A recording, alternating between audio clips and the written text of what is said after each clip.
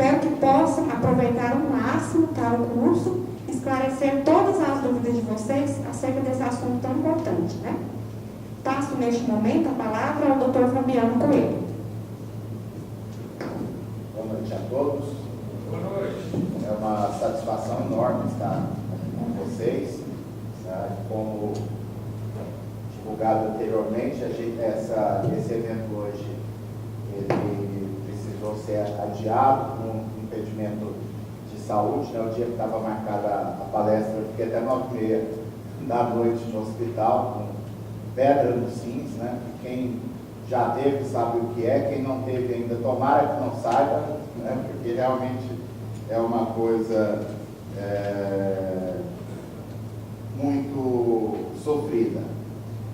A gente, atendendo aqui esse convite, não façam isso, viu, gente? Passar o WhatsApp na palestra é feio, mas é questão urgente aqui.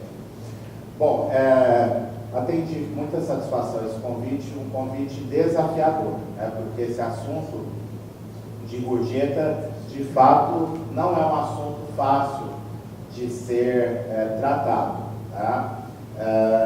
Historicamente, se a gente for pensar no setor de bares, restaurantes, hotéis, sem dúvida nenhuma, a gorjeta é o problema maior que vem ensejando, inclusive, processos na Justiça do Trabalho. Tá? Eu dividi a palestra da seguinte forma: a gente vai trazer aqui algumas informações gerais acerca do Instituto da Gorjeta, né, dentro de um estudo que a gente fez, que está sendo disponibilizado para vocês. Num segundo momento, a gente vai tratar da legislação em si, como se encontra até os dias de hoje, para que a gente possa chegar no problema maior que ensejou a nova lei de gorjetas, né, e finalizando com a nossa visão inicial dessa legislação. A legislação, a gente vem comentando isso, a lei nova, que traz uma reformulação do instrumento das gorjetas no direito do trabalho, ela tem naturalmente, como toda lei nova, prós e contras. Tá? O principal elemento contrário que a gente pode dizer à lei é aquele desejo de ser perfeccionista, né? De achar que podia ter avançado mais, podia ter sido mais claro, podia ter, de fato, tornado mais simples a questão. Né? Mas, por outro lado, a gente entende a pressa do legislador para resolver o problema de uma categoria que, sem dúvida nenhuma, está sangrando no Brasil. Né? A gente tem percebido que determinadas ações contra uma empresa envolvendo essa matéria teria até a capacidade de quebrar o próprio empreendimento.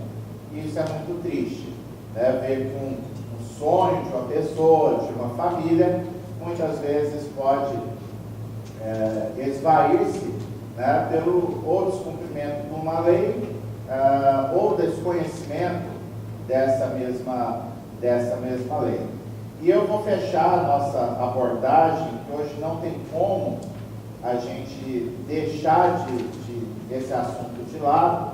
Eu vou fechar a minha abordagem falando um pouquinho aqui sobre a reforma trabalhista. Porque aqui é como tem uma música do Caetano Veloso que ele fala que aqui tudo é construção e já é ruína. Tá?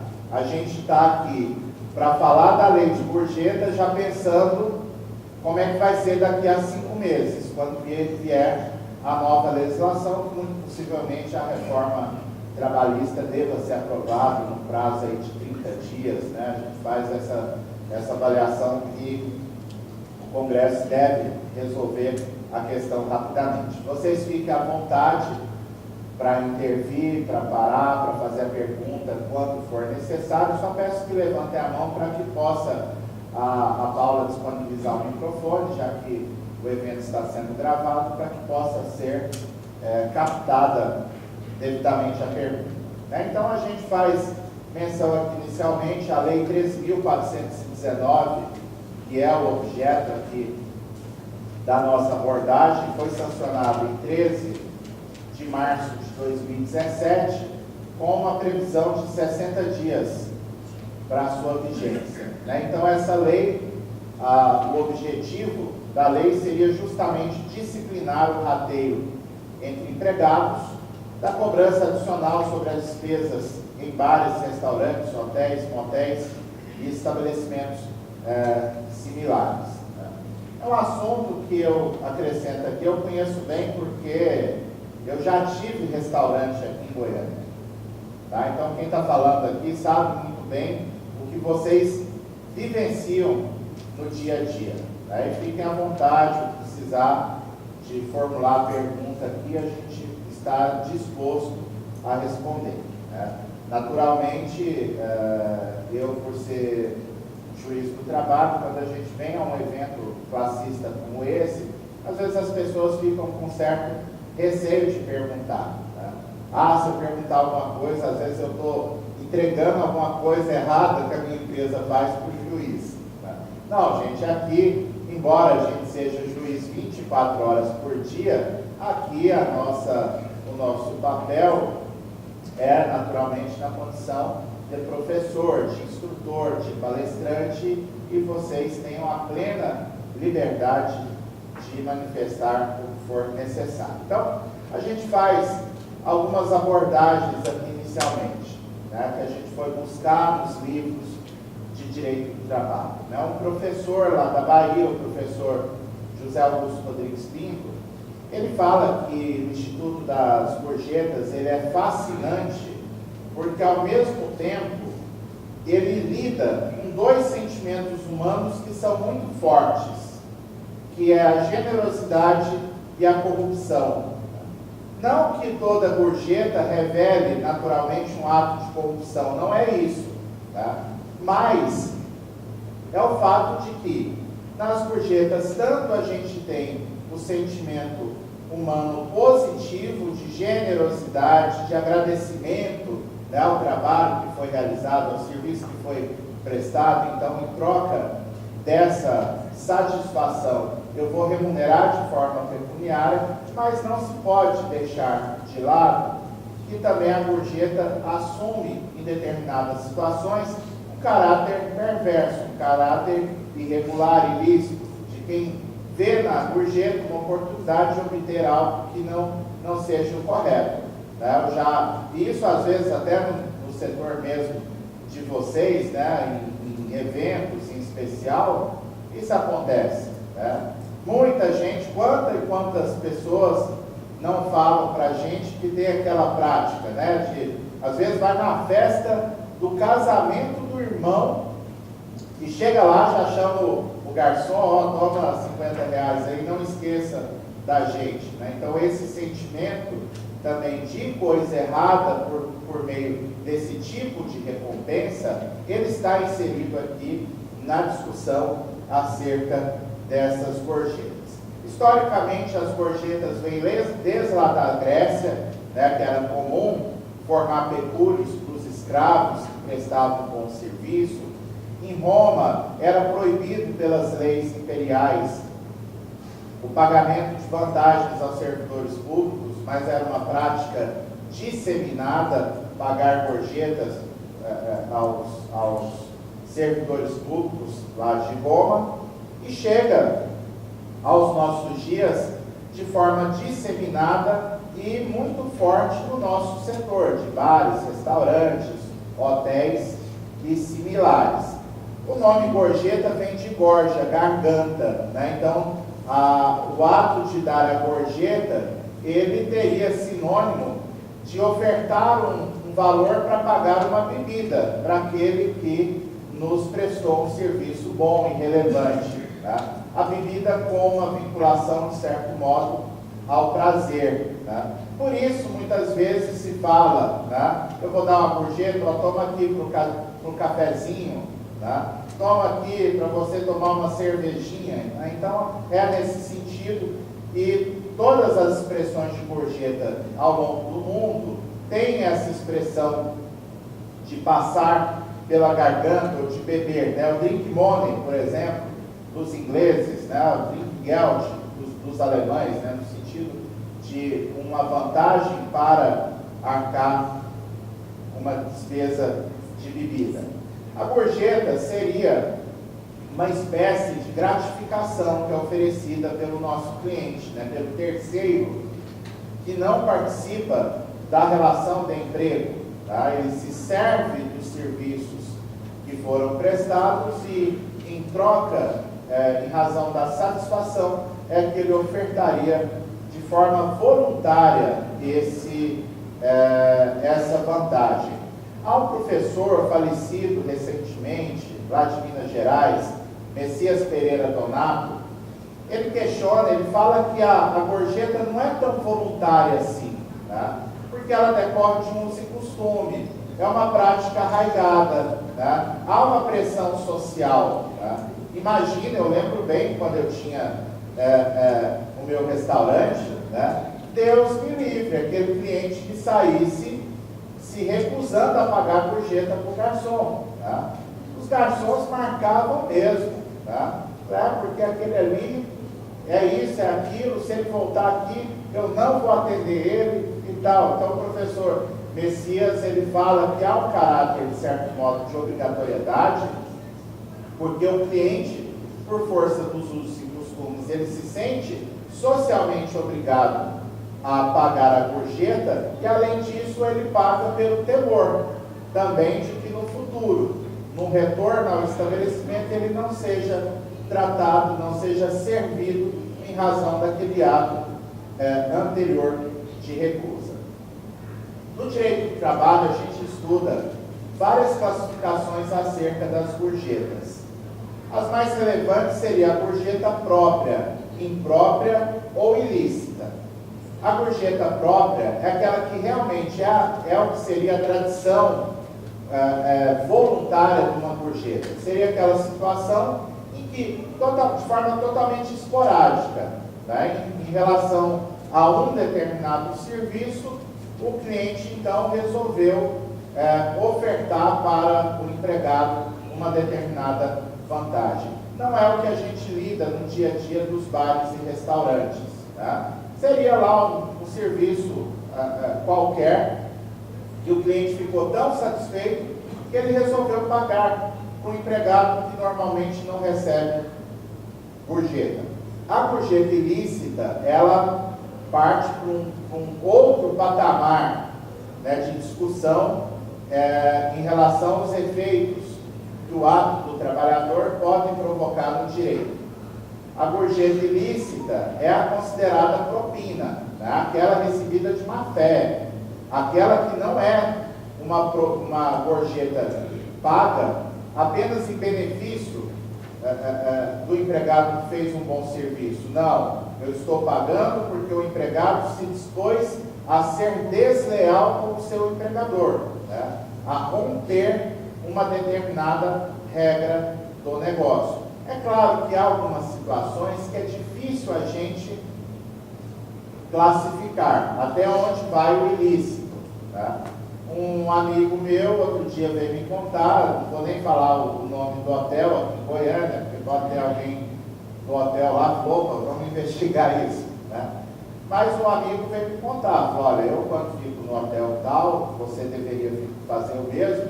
Chego lá na recepção, passo a lábia no recepcionista, boto os R$50 na mão dele e ele dá um baita upgrade no quarto que está para mim reservado. Isso, de certo modo, parece beirar o ilícito, porque eu estou sem anuência do meu empregador, ofertando uma vantagem que por aquele preço o cliente não teria. Tá? Isso sem contar aquelas outras situações em que eu recebo uma gorjeta para não cobrar o valor do cliente, né, para dar realmente um prejuízo no meu empregador, o que seria bem pior. Então, essas gorjetas ilícitas, elas não podem gerar nenhum tipo de repercussão. Imagina que graça, né? O empregado, ele cobrou gorjeta, cobrou propina, né? Que aí receberia mais esse caráter pejorativo de propina, ele cobrou propina para fazer uma coisa errada contra o empregador e ele ainda vai lá na Justiça do Trabalho pedir que aqueles valores de propina que ele recebeu gerem repercussão nas férias, 13º, fundo de garantia. Isso seria realmente um absurdo. Tá? Isso me lembra, abrindo um parênteses aqui, houve um processo lá em Brasília, eu fui juiz em Brasília 1 ano e há 18 anos estou aqui no TRT de Goiás. Houve um processo lá em Brasília que ficou conhecido, bastante conhecido, como o caso da pizza pirata. Né? O que era a pizza pirata? Né? Para vocês verem que a nossa turma realmente é criativa, né, gente? Era uma pizzaria grande lá em Brasília, tinha um movimento enorme de delivery, né? E os empregados armaram um esquema de corrupção dentro da pizzaria. Então, quem participava era o pizzaiolo, o telefonista e a pessoa do caixa. Então, por que era pizza pirata? O pizzaiolo, ele preparava as pizzas que saíam mais, porque os ingredientes eram os mesmos, ele preparava de uma forma que a cada 4 pizzas que saíam daquele sabor, ele conseguia fazer uma 5ª pizza pirata. Ele ia economizando ali um tiquinho nos ingredientes, aí mandava para o cliente, o caixa não lançava o valor e eles desviavam então o valor daquela pizza. O empregador desconfiou, né, porque o pessoal acaba que esse tipo de situação é difícil passar impune por muito tempo, né? Desconfiou, investigou e descobriu a fraude. Tá? Dispensou a galera por justa causa. Tá? Então vai o empregado lá, participante do esquema da pizza pirata, entrar com ação na Justiça do Trabalho, querendo as verbas rescisórias. Por que aplicar justa causa nesse trabalhador? Então a empresa veio lá provando, olha, eles montaram um esquema aqui, eu tive prejuízo. Qual que era a alegação do trabalhador? Olha, eu não posso ser punido, porque a empresa, ela deu tanta bandeira que isso foi um chamativo para que a gente fizesse o ato irregular. Então, se a empresa não adota as mínimas condições de segurança para evitar o pessoal fraudar o caixa, a empresa não pode reclamar depois. Imagina que absurdo, gente. Então, é a situação aqui dessas gorjetas ilícitas. O que é ilícito não pode provocar repercussão no direito do trabalho, e assim tem atuado o Tribunal Superior do Trabalho. Os poucos casos que chegaram já no tribunal, porque afinal de contas, né, gente, convenhamos, o empregado, o advogado, né, tem que ter muita coragem de entrar com uma ação com um pedido desse, né, de pedir integração salarial das propinas. Imagina se a galera agora da Lava Jato inventa de fazer isso com a Petrobras. Tá? Não, eu quero aqui o FGTS em cima da propina que eu recebi. Isso seria um absurdo. Tem uma pergunta ali atrás. E nós falamos sobre essa gorjeta ilícita. Uma pessoa, igual eu sou cliente, chego num determinado evento e dou R$50 para o garçom. O garçom não é funcionário da empresa, ele está só prestando serviço. Isso seria ilícito? O que é difícil a gente enquadrar a situação como ato ilícito é porque, não vou dizer que isso seja regra, né? Mas tem algumas empresas que, embora proíbam, elas acabam sendo coniventes, né? Porque também a empresa fica assim, olha, eu sei que o pessoal vai fazer, eu falo que não é para fazer, mas se eu descubro um outro que está fazendo, eu faço vista grossa. Então, essa vista grossa tira qualquer tipo de discussão de licitude. Agora, se é uma conduta proibida pelo empregador, porque isso tem um preço, tá?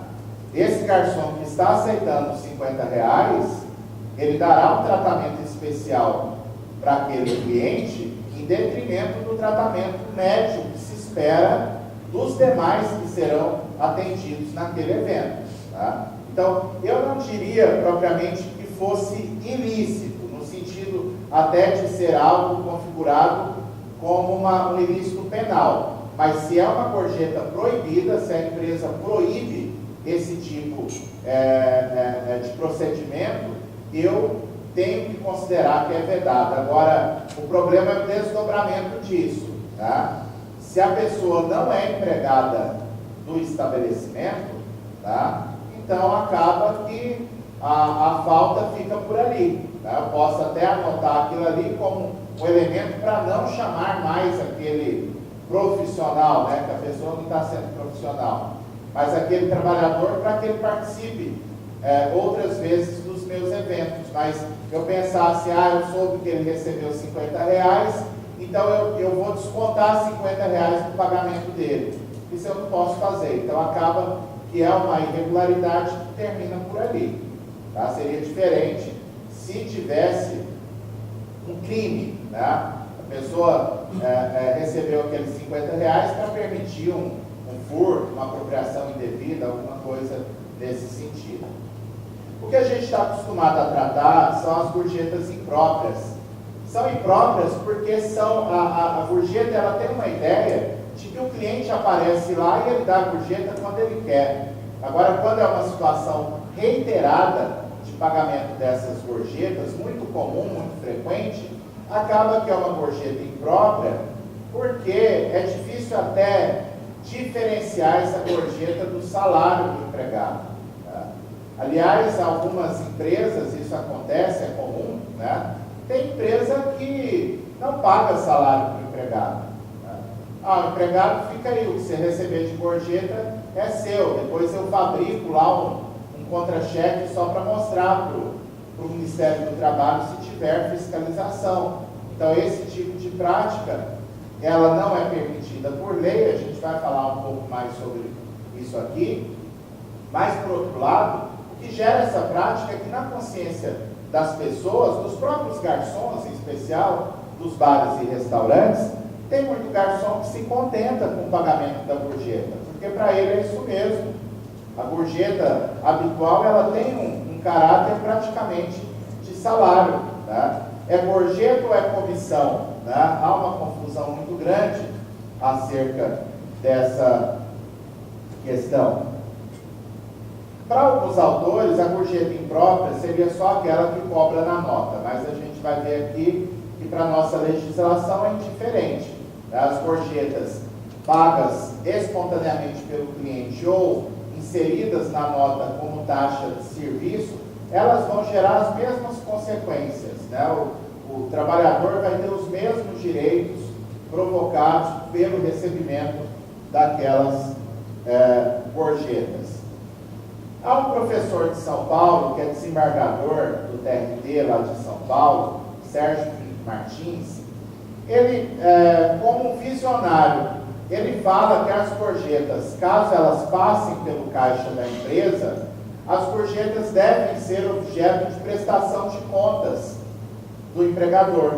E nisso ele tem razão, né? Porque se a empresa ela recebe as gorjetas para posterior distribuição aos empregados, então os empregados têm direito de saber quanto, afinal de contas, entrou a título de gorjeta e quem está recebendo cada um desses valores. Sérgio Pinto Martins, esse autor, foi um visionário, porque a gente vai ver aqui que uma das grandes novidades da nova lei é a possibilidade de criar uma comissão de fiscalização do pagamento das gorjetas.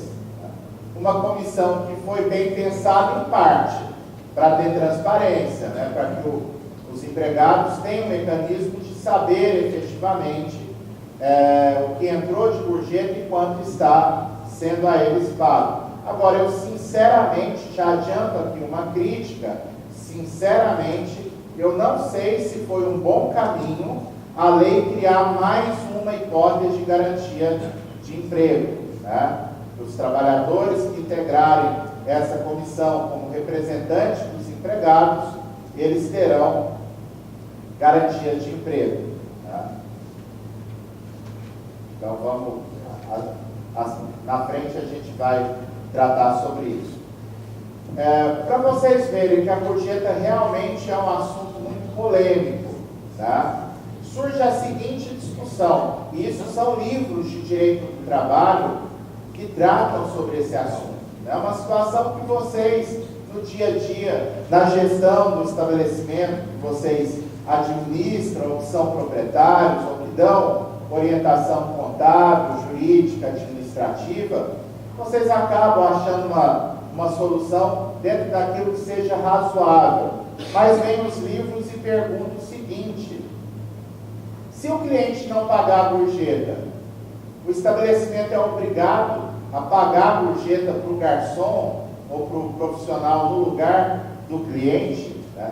E, incrivelmente, eu achei na nossa doutrina, nos nossos estudiosos de direito do trabalho, quem entenda que sim. É um professor, Messias Pereira Donato, que fala que sim, que a empresa lança, se a empresa lança a gorjeta na nota e o cliente se recusa a pagar, ao lançar na nota, a empresa está oferecendo uma espécie de contrato de adesão. O cliente, quando ele sentou lá no estabelecimento, eu coloquei o aviso, ele sabia que ia ser cobrado os 10%. Então, se ele sentou, consumiu e foi embora sem pagar os 10%, problema da empresa. Tá? A empresa que assume o risco da atividade econômica. Particularmente, a gente discorda desse entendimento. A gente discorda do entendimento, e não é porque a gente está dando aqui uma palestra para a categoria dos bares, restaurantes, hotéis, motéis e similares, não. É porque, de fato, essa solução não é justa, não é amparada pelo direito. Se a gorjeta é um pagamento espontâneo, se o cliente pode invocar o direito dele de consumidor para falar, ó, eu não pago, como é que a empresa vai ser obrigada a arcar com o valor que o cliente não quis pagar? Isso seria a mesma coisa, ou talvez uma discussão parecida, corvé artístico. O corvé artístico, sim, é um serviço que eu estou prestando, eu posso ali delimitar, olha, aqui nessa área que o pessoal vai ter acesso aos músicos, tem que pagar. Agora o restaurante tem lá uma área externa, que o pessoal está ouvindo, é o barulho dos carros na rua, não é a música lá de dentro. De repente eu posso botar essa opção para o cliente, aqui a gente não cobra. Tá? Aí o cliente, não, eu não pago o cover. Né? Mas você ouviu a música, você não viu aí que estava sendo cobrado? É uma situação dessa, eu até posso pensar na empresa ser obrigada a ressarcir o músico. Não a gorjeta, que é sem dúvida nenhuma, né? É incontroverso, é inequívoco, é certo que o cliente, se ele bater o pé que não vai pagar as gorjetas, a gente poderia ver isso com maus olhos, como uma questão até de má educação, em especial se foi aquela situação que eu que já fui dono de restaurante, tem situação que dói, né, gente? Porque uma coisa, um determinado dia tem coisa que dá errado, tá? Outro dia até meu sobrinho foi lá pro Masterchef, né? Ele foi um dos que degustaram um prato lá servido para 60 pessoas. Então, no Masterchef, em cadeia nacional, aconteceu de ter coisa mexendo dentro do prato, tá? Fiozinho ali, que eles não sabiam se era fio de cabelo, de pano, o que era. Então, uma situação dessa que, infelizmente, esporadicamente pode acontecer no estabelecimento, o cliente ficar tão revoltado e falar, olha, eu não vou pagar nem a conta e muito menos os 10%, eu pago aqui tudo, menos esse prato que veio com problema. Eu pensar que o cliente realmente tem motivo de ficar insatisfeito e não pagar, é legítimo.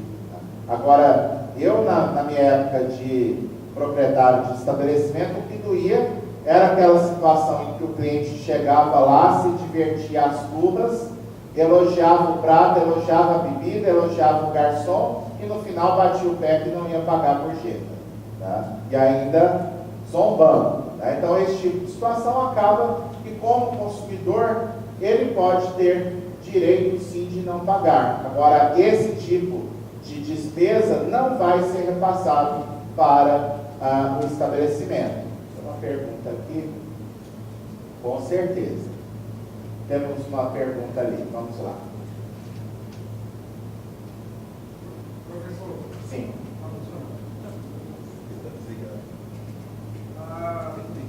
O parágrafo 3º do artigo 457, Certo. Considera-se que, como gorjeta, importância espontânea, dada pelo cliente, ou aquela estabelecida pela empresa. Certo. Como que a empresa vai saber o que é espontâneo e como vai saber o que é cobrado para colocar no plano de gorjeta? E a segunda pergunta é, caso não seja informado que, por exemplo, eu sou dono do restaurante, mas eu não vou colocar no meu cardápio a opção de 10%. Tá. E no cupom fiscal eu também não vou incluir os 10%. Sendo assim, eu não vou querer os 10% como empresa. E se porventura o cliente quiser gratificar o garçom, ele que passa espontaneamente, que não passa pelo caixa. Dessa forma não configura como gorjeta, não tem como vincular.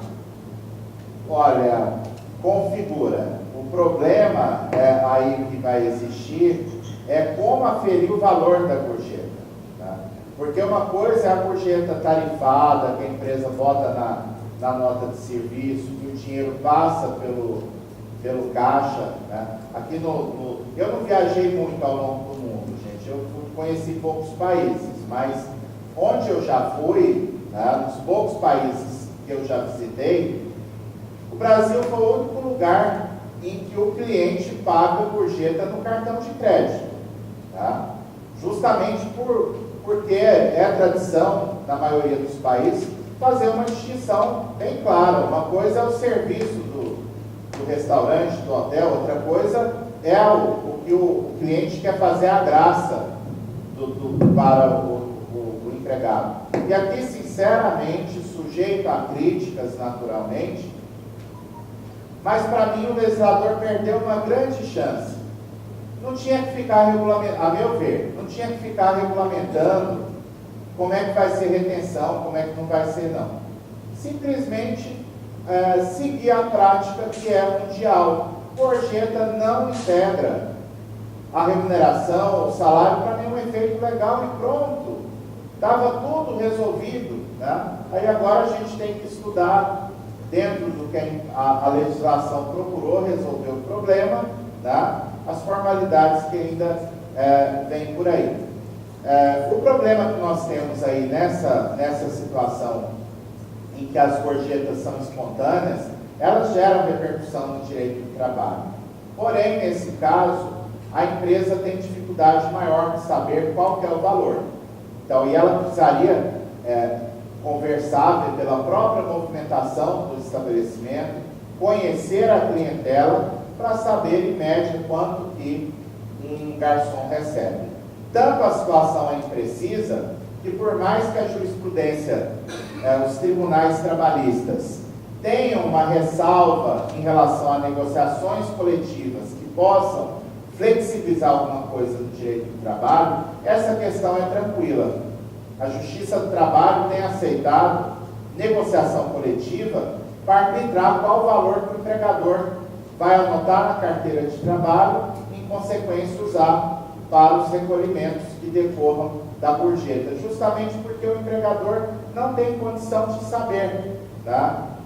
Quanto que cada empregado, em média, está recebendo. Agora, na Justiça do Trabalho, se pingar um processo desse, o trabalhador é que vai ter que fazer prova de qual que é o valor médio que ele recebia de gorjeta, justamente porque a empresa não tem essa informação no seu caixa. Tá? Então, é uma questão realmente bem delicada, mas se é uma gorjeta que é recebida habitualmente, mesmo sem passar no caixa da empresa, vai gerar repercussões trabalhistas. Aí, claro, se você me falar assim, professor, mas aí, deixa eu lhe perguntar, como eu não sei o valor, e se eu deixar para lá? O garçom recebe, eu faço vista grossa, não vou integrar nada, não vou recolher previdência, não vou recolher FGTS, férias, 13º, nem nada. Aí é uma situação que eu, se fizer isto, Eu vou fazendo que vou sabendo que eu estou assumindo algum tipo de risco, né, de estar criando um passivo na empresa. Né? Ah, mas é difícil o empregado provar isso na justiça. Depende. Né? Ele pode levar lá 1, 2 colegas e demonstrar que a empresa tem aquela prática. E aí eu gero um passivo enorme na empresa. Se eu adotar essa posição, porque ela é cômoda, ela parece resolver no primeiro momento, mas não estaria andando à risca de acordo com o que a legislação prescreve. Pois não. Boa noite. Boa noite. Meu nome é Fátima e eu administro uma empresa onde a gente já tem um acordo coletivo de distribuição do 10%, né? Nós chamamos de 10%. E ele é comutado em contra-cheque, né? E hoje, aqui no artigo 5º, fala sobre a previsão em convenção o acordo coletivo de trabalho. Não existe essa previsão em convenção da distribuição hoje para a gente, né? Esse seria o acordo que já existente, ele terá validade ou teremos que fazer um novo acordo? Isso é uma das grandes questões da nova lei. Tá? Saber se a partir da vigência da lei, que para uns é dia 12, para outros é dia 13, para outros é dia 14, né? O povo no direito tem dificuldade até de contar datas, né?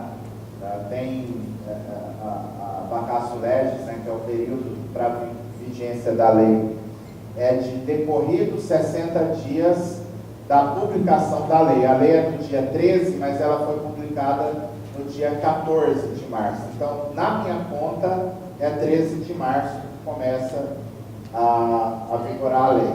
Né? Então, fica essa dúvida terrível. Os acordos coletivos precedentes à vigência da lei, eles são válidos? Qual que é o problema aqui? E isso é difícil a gente dar uma resposta aqui muito segura para vocês. Porque o que vai se ter discussão na justiça é o seguinte: a cláusula da retenção, quando ela foi ajustada, ela era nula. Então, se ela era nula, ela morreu, ela não gera efeito desde o seu nascedouro. Agora vai ter quem entenda que, na verdade, a cláusula ela é anulável, tendo em vista que a negociação coletiva ela está resguardada na Constituição Federal. A gente vai, inclusive, comentar aqui, mais para frente, que essa questão está no Supremo Tribunal Federal, de saber se é válido ou não uma negociação coletiva que permite essa retenção de gorjeta por parte do empregador. Se o Supremo disser que é válida, e eu aqui estou apostando que o Supremo vai validar esse tipo de negociação coletiva, tá? Aí está tudo certo. Tá? Eu particularmente entendo que essas cláusulas elas são anuláveis. Como for um acordo entre empregado e empregador, partindo do sindicato, da categoria, esse acordo eu tenho uma presunção de que ele segue a lei. Tá? Porque onde já se viu, gente, eu presumi que o sindicato está negociando algo que vai contra o interesse do próprio trabalhador. Tá? E mais, né? Não é só o sindicato. O sindicato, para ele fechar um acordo desses, ele tem que fazer uma assembleia dos empregados. Então, os trabalhadores tiveram opção, tiveram oportunidade de opinar por essa negociação coletiva. Então, a meu ver, enquanto não houver declaração de nulidade, essa cláusula de norma coletiva ela está valendo. E se ela está valendo, ela entra no dia 13 ou no dia 14, a depender da interpretação, ela entra sendo validada pela nova legislação. Um ou outro pode querer, por excesso de preciosismo, excesso de segurança, falar: não, eu quero fazer uma negociação aqui para ratificar os termos do acordo coletivo, para eu não ter dor de cabeça na Justiça do Trabalho.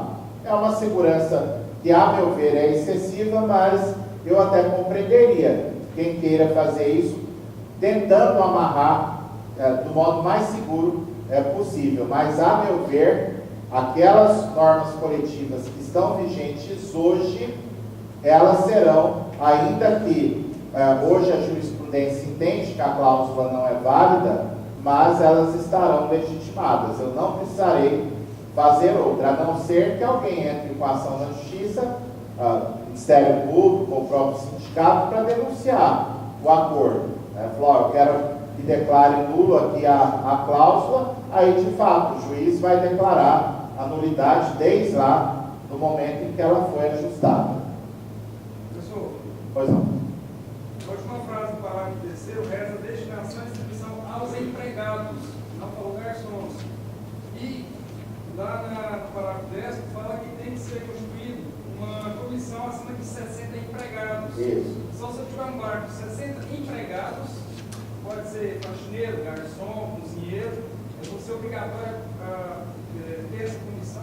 Isso, porque aqui usou-se o termo empregado justamente pensando, né, que a melhor prática de distribuição da gorjeta é aquela que todos recebem, não só o garçom que está lá na ponta, né? Que isso é algo até que a gente conversa nos estabelecimentos, é algo até muitas vezes injusto. Eu crio um clima organizacional ruim, né?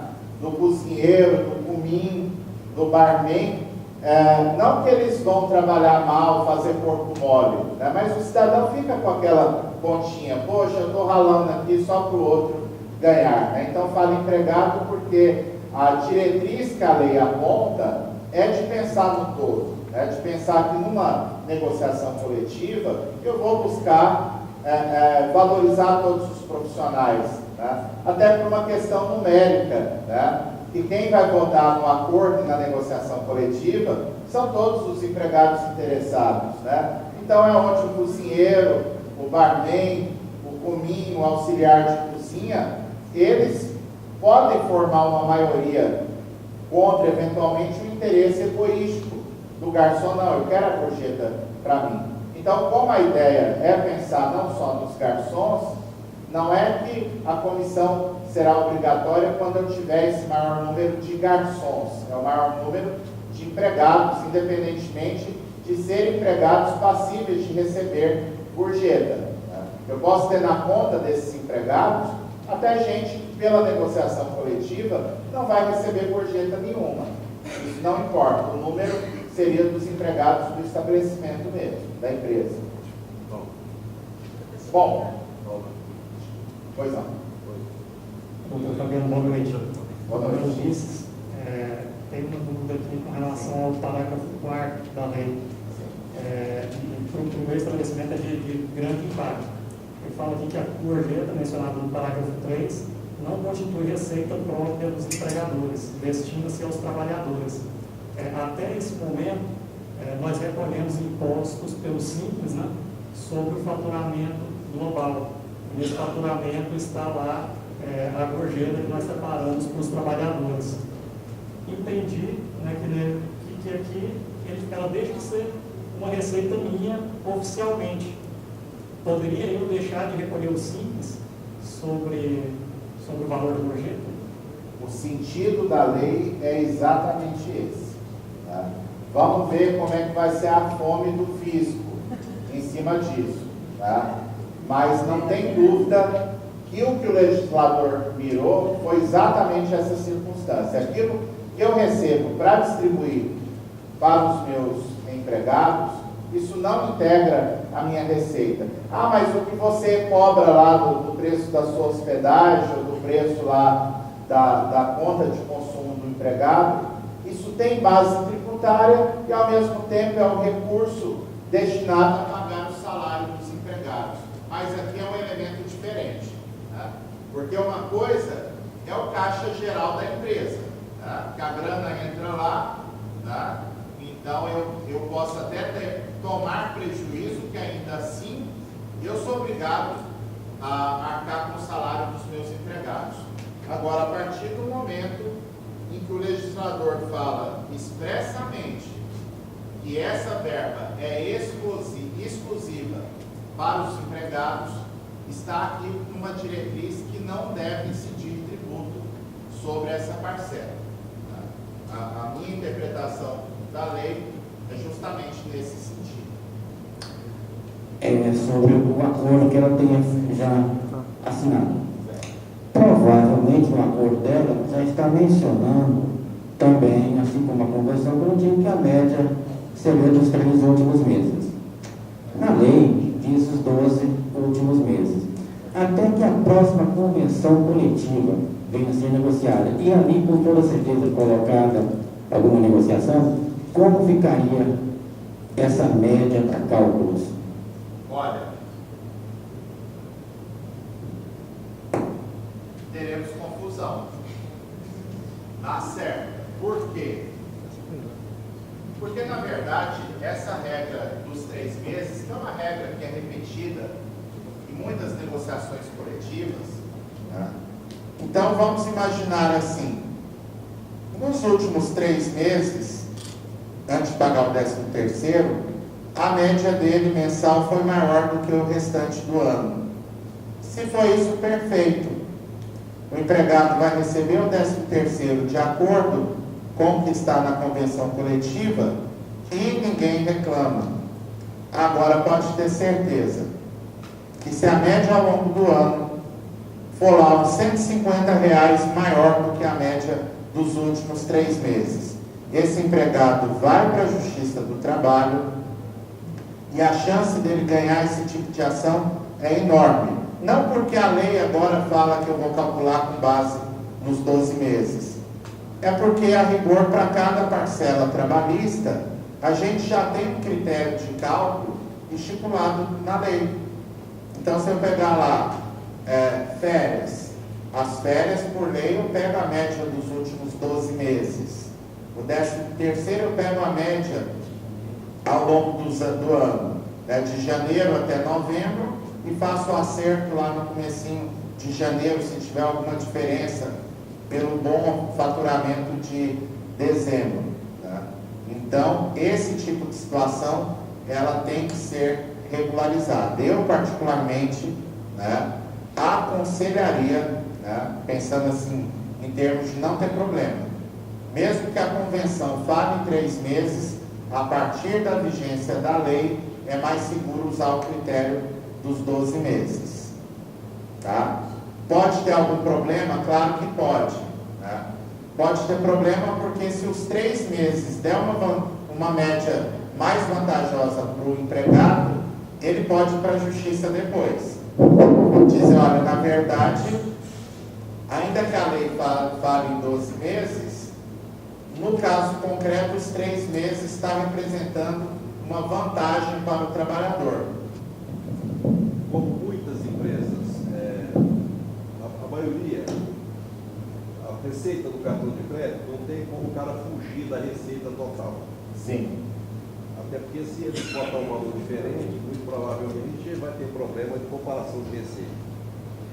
Nós vamos entrar, nós estamos agora, para quem não sabe, nós estamos passando em andamento, está esperando o resultado da diminuição da depósito garantido de 50% para 40%, do acordo que já está consumado. A próxima ação que a gente vai fazer coletiva é para exatamente porque, para não incidência do tributo na gorjeta. Vai ser uma ação que, inclusive, já tem vitórias em tribunais. Em relação à lei da gorjeta, ela prevê a não integralização da receita, mas na prática, sobretudo para as empresas guardadas no simples, é quase impossível, porque não há uma separação. Então, se o cara colocou uma receita diferente que foi passada no cartão de crédito, muito provavelmente ele vai ser intimado pela Receita Federal, porque a comparação de receita não vai bater. Nós vamos entrar, nós só não fizemos ainda, porque ficamos esperando a definição dessa lei. E a previsibilidade dela de uma legislação que trata de salários, para os técnicos da Receita Federal, não tem nada a ver. Eles consideram um mundo à parte. Aliás, a autoridade considera assim, é como se isso fosse acima do bem e do mal. Então, para quem não sabe, nós vamos fazer uma ação nesse sentido. O que a gente ficou esperando assentar, para quem pensa, os tribunais, de modo geral, está aí um juiz na nossa frente, são decisões políticas. Pouca gente sabe que a magistratura, um nível bem elevado, todas as decisões são políticas. Eu vou citar um exemplo. Nós estamos dentro de janeiro preparando aquela ação da diminuição do ICMS e da energia. Me permita essa parte, que é uma parte importante, professor. O senhor vai prosseguir já. E recuamos, porque quando entrou a crise nos estados, corte de verbas, as decisões que todas eram favoráveis começou a reverter.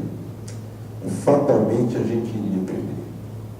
Então, ficamos preparando documentos, enfim, e as decisões são políticas. Na área do trabalho, isso é diferente, porque cai exatamente o TST, que quando não formaliza um raciocínio, como foi o caso das gorjetas. O professor Fabiano, nossa convenção coletiva previa a retenção de 30% da gorjeta durante muitos anos, até que foi pacificado no TST que não podia mais, nós retiramos. Para as pessoas que não fizeram acordo para cobrança e distribuição, ficava um sentimento que a convenção induziu ao erro. Eu tive uma informação que houve ação e que a pessoa tinha acordo.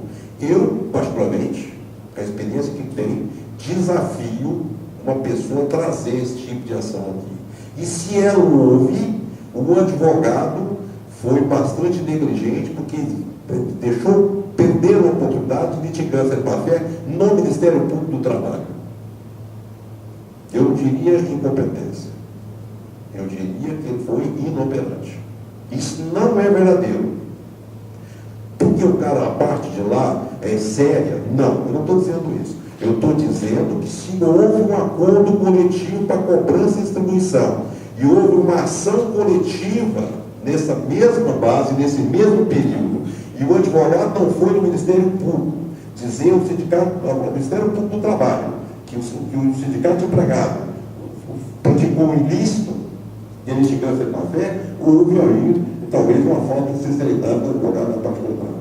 Portanto, se alguém tem informação de um tipo de ação dessa, eu gostaria muito de conhecê-la, gostaria de ter o documento no nome. Parando de colocar na convenção coletiva, surgiu as ações, que todo mundo conhece. Essas ações têm diversas razões, e uma delas é a insistência de retenção sem devida autorização do trabalhador através, infelizmente, do sindicato laboral. Eu queria dizer, como presidente aqui que sou, que coloquei o nosso jurídico o tempo inteiro para fazer esses acordos. Pouco foi a procura. Eu queria fazer um adendo disso aí, professor, com a experiência do meu cabelo branco. A gorjeta, o senhor definiu bem quando ela entrou naquela parte pejorativa. Olha bem como é que funciona a gorjeta.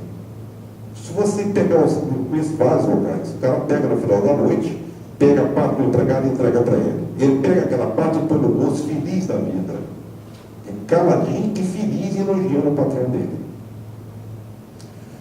Quando termina o contrato de trabalho dele, por uma razão ou outra, ele procura um advogado. Porque ele sabe que aqui não tem direito de trabalho, não existe mais inocente no mundo. O advogado pergunta para eles, quantas pessoas têm a mesma circunstância sua lá na empresa? Não, a todos. Pronto, a ação coletiva está pronta. Fica assim, o patrão faz de conta que não vai porque tem tributo em cima e dobra para cada R$1 pago por dentro, vira 2, para abençoar uma empresa boa de restaurante, vende R$1 milhão por mês. 10% dá 100 mil. 100 mil reais. Só esses 10%, mais os tributos, reflexos, etc., vira 200 mil. É mais que o lucro do empresário. Verdade ou mentira, senhores? Então, essa conveniência que havia entre o trabalhador, o empresário, e fazer de conta que não está sabendo, gerava ação a posteriori. E aí virava todo mundo vítima. E enquanto está acontecendo, todos são só a empresa banca. No final, muitas empresas quebraram, muitas entraram em dificuldade, as ações viraram uma indústria, sim, mas pela razão que eu estou contando a vocês.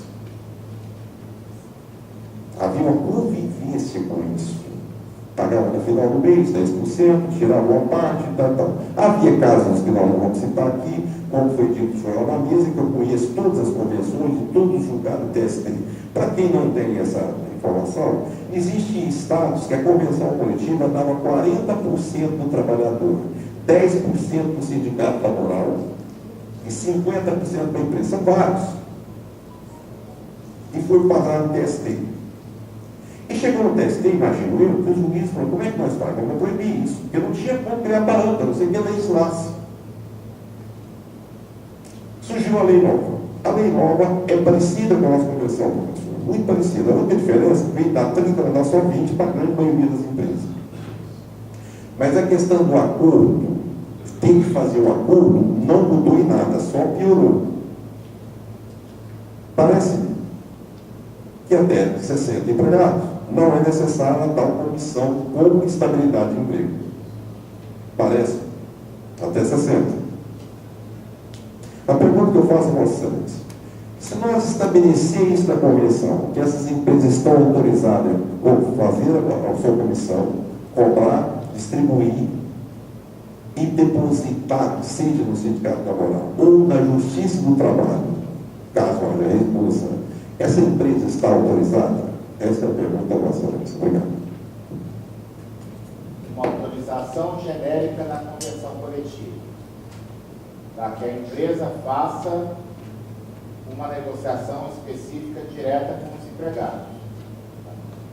Olha, eu vou discorrer ainda mais para o final, de forma mais aprofundada sobre isso, mas eu não queria aqui ficar como azarento, como um pessimista que está achando problema em tudo. Mas a chance disso aí dar problema na justiça depois é enorme. Não só do que o senhor está dizendo, mas a forma como a lei regulamentou esses acordos é de constitucionalidade duvidosa. Por quê? Porque a Constituição fala com todas as letras, lá no artigo 8º, que a intervenção do sindicato é obrigatória numa negociação coletiva. E aí vem a lei e fala que tem que ter a convenção coletiva ou acordo coletivo. Mas onde não tiver, a empresa pode fazer um acordo direto com seus empregados. Os empregados ditarem, na verdade não é propriamente um acordo, né? A empresa se submeter a uma regra que os empregados coletivamente criam. O risco disso dar problema vai ser grande, né? Porque essa figura que, no final das contas, revela uma norma coletiva sem ter participação do sindicato laboral, ela só é admitida na nossa CLT numa circunstância. Se os empregados quiserem fazer o acordo, o sindicato se recusou a tomar a frente da negociação, os empregados, então, pela CLT, está lá no artigo 617 da CLT, os empregados vão lá, buscam a federação, e se a federação também se omitir da negociação, eles podem montar uma comissão de empregados e negociar diretamente. Tá? Então, não há dúvida que vai ter esse tipo de situação, pensando assim, mas se no banco de horas eu posso fazer isso, né, a convenção coletiva fixa o parâmetro geral e a empresa, se quiser, ela simplesmente faz um aditivo ao seu acordo, à sua convenção coletiva, para tratar daquela questão específica, mas é um aditivo com participação do sindicato. Eu creio que seria, por mais que seja difícil pelo volume de negociações que serão demandadas, né, nos próximos dias, mas seria mais seguro que tivesse um por um o acordo com o sindicato. Tá? Se quiser apostar lá a hipótese da lei dos empregados fazerem, fixarem coletivamente a regra, eu tenho uma certa segurança na lei, mas o que eu estou dizendo aqui é que vai ter gente questionando a lei. Se eu posso ter o que representa uma negociação coletiva sem ter o sindicato no meio. Tá? O nosso receio é esse. Finalizando aqui essa parte introdutória, para a gente poder analisar um pouquinho o que é a legislação hoje, a gente lança aqui alguns dados, né, que devem ser levados em consideração nessa questão das gorjetas. Primeiro, os empregados que recebem gorjeta acabam tendo uma tendência de ter um salário menor, né, porque acaba tendo uma prática no mercado de trabalho que eu posso admitir um salário num patamar um pouco menor, porque eu já sei que ele vai tirar a diferença remuneratória nas gorjetas. Segundo ponto, a gorjeta gera encargos na folha de pagamento da empresa. Então fica parecendo assim, o cliente fez graça com o chapéu alheio, né? O cliente pagou a gorjeta e eu vou pagar o pato agora de ter que recolher lá o INSS, ter que recolher todos os encargos. E quando a gente fala da dificuldade da empresa, não são só os encargos da empresa, tá? Porque imagina o seguinte, eu falar para o empregado que dos R$1.000 que ele recebeu de gorjeta esse mês, eu vou descontar dele os 8% lá da contribuição previdenciária, que é a cota parte dele. Vira uma bagunça, muito empregado bate o pé e fala, não, isso aqui é meu, o cliente me deu o valor da gorjeta, agora você está querendo tirar imposto em cima da gorjeta? Tem que tirar sim. O empregado é obrigado a pagar imposto de renda, é obrigado a pagar a cota parte dele, da contribuição previdenciária, mas aí é uma questão cultural que é difícil de ser vencido, e aí, naturalmente, esses encargos ficam pesados para a empresa. Outro aspecto, a gorjeta é paga em razão do bom trabalho executado pelo trabalhador. Então, a gente tem que tentar uma regra de equilíbrio, porque a gorjeta visa, antes de mais nada, prestigiar quem trabalhou bem. Só que tem o outro lado da moeda também, né? A organização do empregador, ela influencia o pagamento da gorjeta, né? Porque não tem dúvida, se o empregador tem lá um estabelecimento limpo, organizado, bem decorado, tá? Com produtos de qualidade, com uma boa localização, local que você se sente seguro, tá? Essas instalações que são oferecidas exclusivamente pelo empregador, que não tem participação do empregado, elas influenciam sem dúvida no pagamento da gorjeta. O cliente ele acaba motivado a pagar até mais do que o valor que foi oferecido ali na nota. Eu vi por mim, fazendo um comparativo aqui, tá? Eu peguei um táxi horrível para vir aqui pro sindicato, tá? A corrida tinha dado lá, acho que 7,80, é uma situação que geralmente eu não penso duas vezes. Com a nota de 10, pago o táxi, beleza, boa noite, até mais. O táxi estava ruim, estava fedendo, tá? Estava ruim. Então chegou aqui, quanto que é a corrida, moço? Lá 7,80, eu saí catando moeda dentro da carteira para pagar direitinho. O cara, não, paga R$7 aí, que tá bom. Tá? E aí, no fim de semana, eu fui num evento com a minha esposa, pegamos um Uber Black lá em Brasília, tá?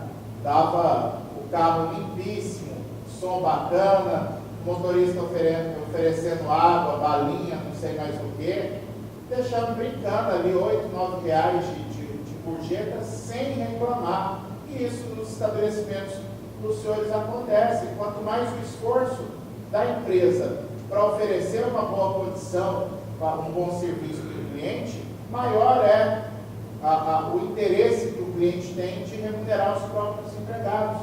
Então, a gente precisa ter equilíbrio aqui na discussão, porque não é só o mérito do trabalhador ou da equipe como um todo que leva à satisfação do cliente, que gera esse pagamento de gorjeta. E fica parecendo aqui que o que importa dentro da empresa é só o empregado, né? O empregador, quem está empreendendo, que está assumindo o risco da atividade econômica, não, esse seria um interesse menor, né? Se der lucro, ele divide com os empregados, se der prejuízo, ele assume aí o prejuízo sem problema nenhum, né? Então, esses fatores acabam que têm que ser levados em consideração. Agora, nunca posso adotar a conduta de que meu empregado receba exclusivamente por gorjeta. Isso porque a definição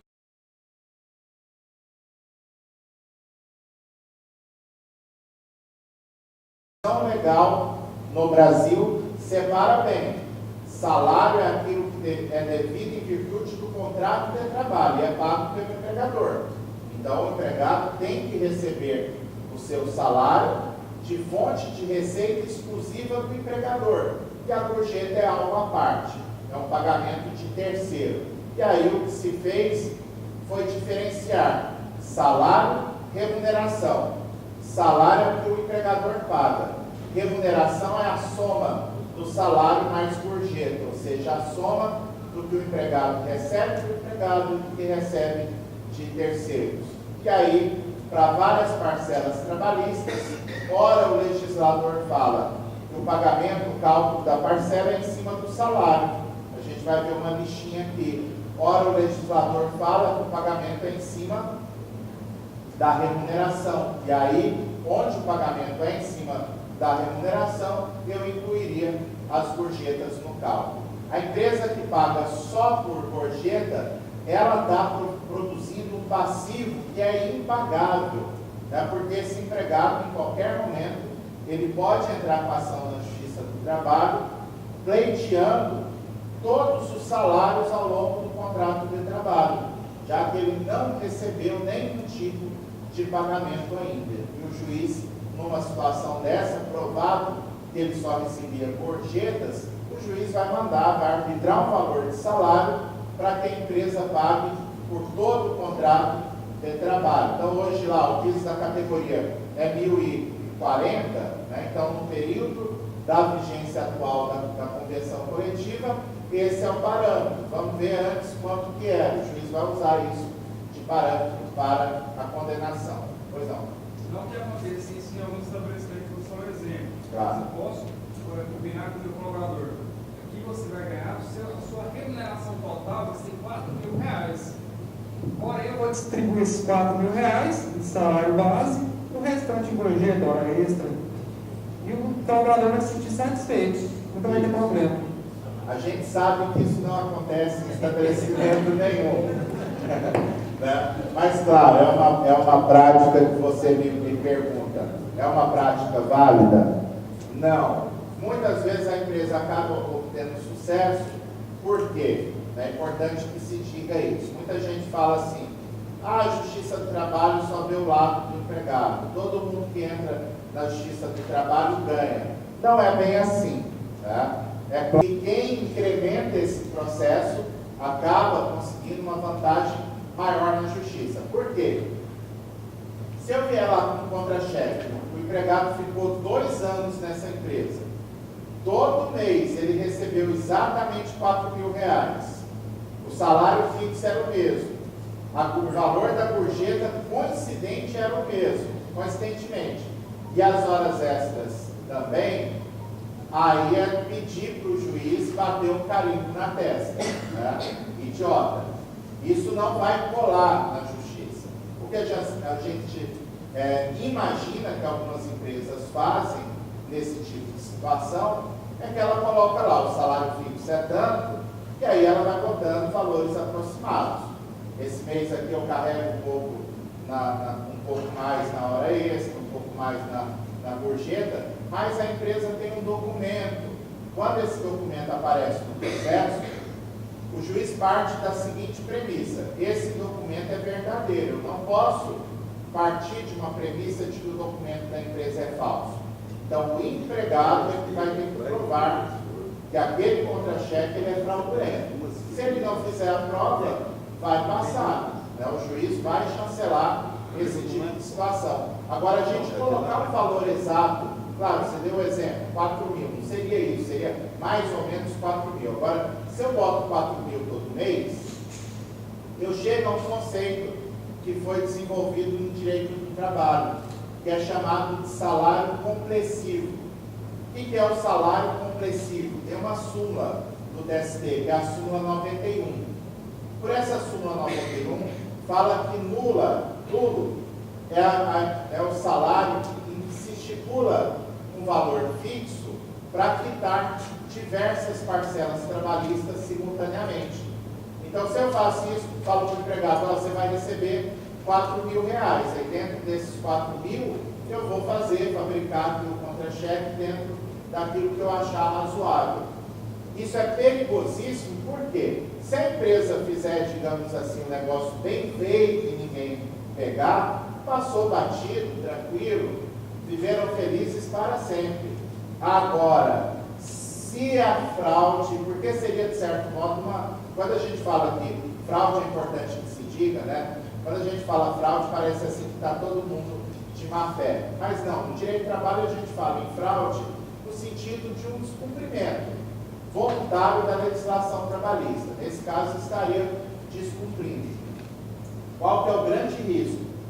Se o empregado provar que o que ele combinou foi R$4.000, é arriscado o juiz do trabalho dizer o seguinte, olha, o salário dele é R$4.000 e ele não recebeu nadinha do que está anotado no contra-cheque dele. Então, em cima dos R$4.000, vamos calcular aqui as horas extras, as outras verbas que a empresa mesmo no contra-cheque está dizendo aqui que ele tinha direito. Então, o perigo seria esse, o juiz acolher a alegação do empregado e partir dos R$4.000 para calcular as verbas trabalhistas. Tinha uma outra pergunta ali atrás? Vamos em frente. Bom, outra questão importante, essas gorjetas, segundo a doutrina, eu fiz questão de puxar isso dos autores do direito do trabalho, para identificar aqui que tem questão que seria, digamos assim, discutível na lei nova. As gorjetas, elas, segundo os estudiosos do direito do trabalho, as gorjetas não estão protegidas pela cláusula constitucional da irredutibilidade. Então, é natural que as gorjetas variem o seu valor. É natural, inclusive, que a empresa altere determinado tipo de procedimento e, com isso, haja, inclusive, a supressão do pagamento de gorjetas. Tá? Então, naturalmente, aqui haveria a seguinte discussão.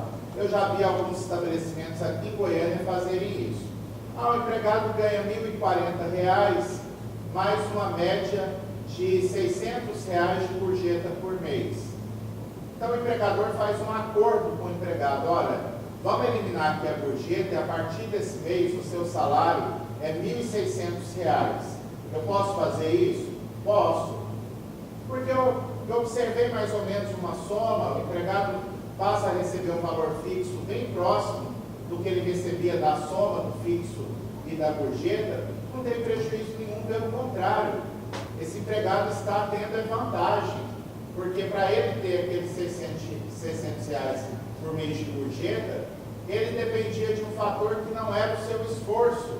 Tá? É meio aleatório se o cliente vai ou não vai pagar. E aqui eu tenho a situação consolidada.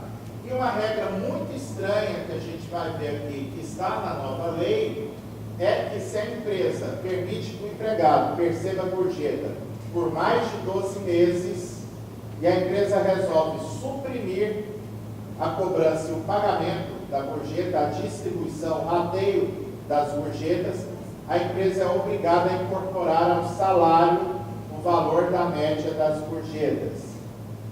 Isso é estranho porque gorjeta é uma parcela que, se é espontânea, não é propriamente um direito adquirido do empregado.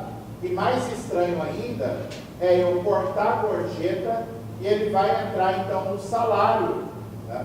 Ou seja, a partir do momento em que eu cortar a gorjeta e eu tiver que incorporar, as gorjetas passam, esse valor de gorjeta, como virou salário, ele passa a entrar na conta, por exemplo, das horas extras, que era um cálculo que até então eu não usava esse valor de gorjeta. Então, foi uma regra, a nosso ver, muito mal pensada pelo legislador e que vai dar confusão. Era mais fácil ter reconhecido ali, direito adquirido às gorjetas independentemente do seu pagamento, mas continuava sendo gorjeta. Não virar salário, que aí aumenta até a repercussão na folha de pagamento do empregado. do empregador. Bom, o tratamento atual da gorjeta. Então, o que nós temos na CLT hoje falando de gorjeta? Basicamente são duas regras. Uma está no artigo 457, parágrafo 3º. Compreende-se na remuneração do empregado para todos os efeitos legais, além do salário devido e pago diretamente pelo empregador, como contraprestação do serviço, as gorjetas que receber. Então, isso aqui é um conceito lá do CAPT, né, do artigo, da cabeça do artigo 457, e aquilo que a gente já falou, salário que eu pago direto pelo empregador, remuneração à soma do salário mais gorjeta. Tem então um conceito legal de gorjeta. Considera-se gorjeta não só a importância espontaneamente dada pelo cliente ao empregado, como também aquela que for cobrada pela empresa ao cliente. Então, vai ser gorjeta para fins legais, tanto que a empresa cobra na nota, como aquilo que o cliente paga espontaneamente, a qualquer título, e destinada à distribuição aos empregados. Tinha uma pergunta ali atrás. Igual se eu trabalho com restaurante self-service, eu não vou ter um garçom, eu vou ter um atendente. Aí a pessoa vai lá, pesa a refeição dela, ou toma um suco, ou um refrigerante. No final, é incluído esses 10%? Bom, o que ocorre? Você quer me perguntar se eu posso botar na nota uma taxa de serviço que não será destinada à distribuição dos empregados. Tá? Bom, me parece que aí é uma opção de mercado da empresa. Eu posso colocar essa taxa de serviço? Posso, mas o cliente não é obrigado a pagar. Tá? Haveria aí um risco, porque o cliente geralmente ele paga os 10%, porque na consciência dele, esse valor é destinado à distribuição dos empregados. Se vier a público que essa empresa não distribui esses 10% para os seus empregados, eu creio que haveria uma reação negativa da clientela. Agora, você me perguntar se a empresa estaria proibida a cobrar essa taxa, me parece que não, só que o cliente não está obrigado a pagar também. Né? Seria nesse sentido. Agora, eu só não posso dar a entender, né, que eu estaria até enganando o meu consumidor, dar a entender que essa taxa ela é destinada à distribuição dos trabalhadores, né? Dos empregados. Mas nesse caso, a empresa seria obrigada a pagar. Se ela cobra os 10%, se ela cobra e aí o cliente não paga, a empresa é obrigada a pagar, incluir isso aí no salário do colaborador. Olha, aí você está me trazendo um outro risco da moeda. Por quê? O costume de cobrar 10%, ele está vinculado diretamente à percepção desses 10% pelos empregados. Então, o que eu estou querendo te dizer é o seguinte: se a empresa cobrar 10%, sem que seja para distribuir para os empregados, a rigor, se a empresa cobra esse valor e não distribui, a princípio está tudo certo. Ela está cobrando um valor que, se o cliente quiser pagar, ele paga, só que geralmente ele vai pagar pensando que está beneficiando os empregados da empresa. Agora, você coloca a sua empresa em risco, por quê? E aí é uma questão que não está na lei. Tá? O risco que você vai ter é o empregado entrar com a ação na justiça depois, dizendo: olha, a empresa cobrava 10% e não me passava. Tá? Ah, mas ela não passava porque ela não tinha acordo de distribuição. Ela cobrou esse 10% como o valor que ela entendeu que seria devido para ela, empresa. Eu acho que a empresa teve uma dificuldade enorme de convencer um juiz que aqueles 10% não eram destinados à distribuição dos empregados. Eu correria o risco do juiz mandar pagar o que seria pertinente a essa distribuição para os empregados. Uma espécie de rateio. A dificuldade é que, se eu não tenho um acordo de rateio, né, como é que o juiz vai mandar pagar? Estou só ponderando aqui que risco de ação trabalhista existiria. Né? A empresa teria que se defender que não foi ajustado essa distribuição. E a terceira regra da CLT é o artigo 29 da CLT, que fala que as anotações concernentes à remuneração devem especificar o salário, qualquer que seja a sua forma de pagamento, seja ele em dinheiro ou em utilidades, bem como a estimativa de gorjeta. Então, eu tenho que buscar informações, ainda que a gorjeta seja espontânea, para lançar na CTPS do trabalhador qual seria essa estimativa de gorjeta, para fins de previdência, FGTS e outras parcelas. A partir desses elementos, a gente traz aqui alguns problemas que a gente tem visto na prática dos tribunais. Então, falando aqui do que tem que ter salário fixo, vamos passar aqui para frente. Quais são as repercussões da gorjeta? Então, se a gorjeta integra a remuneração do empregado, com isso, eu posso dizer que eu vou ter que colocar as gorjetas no cálculo da contribuição previdenciária, do fundo de garantia, das férias, do 13º salário. Essas seriam as principais parcelas. Eu não vou colocar a gorjeta na conta de quais parcelas?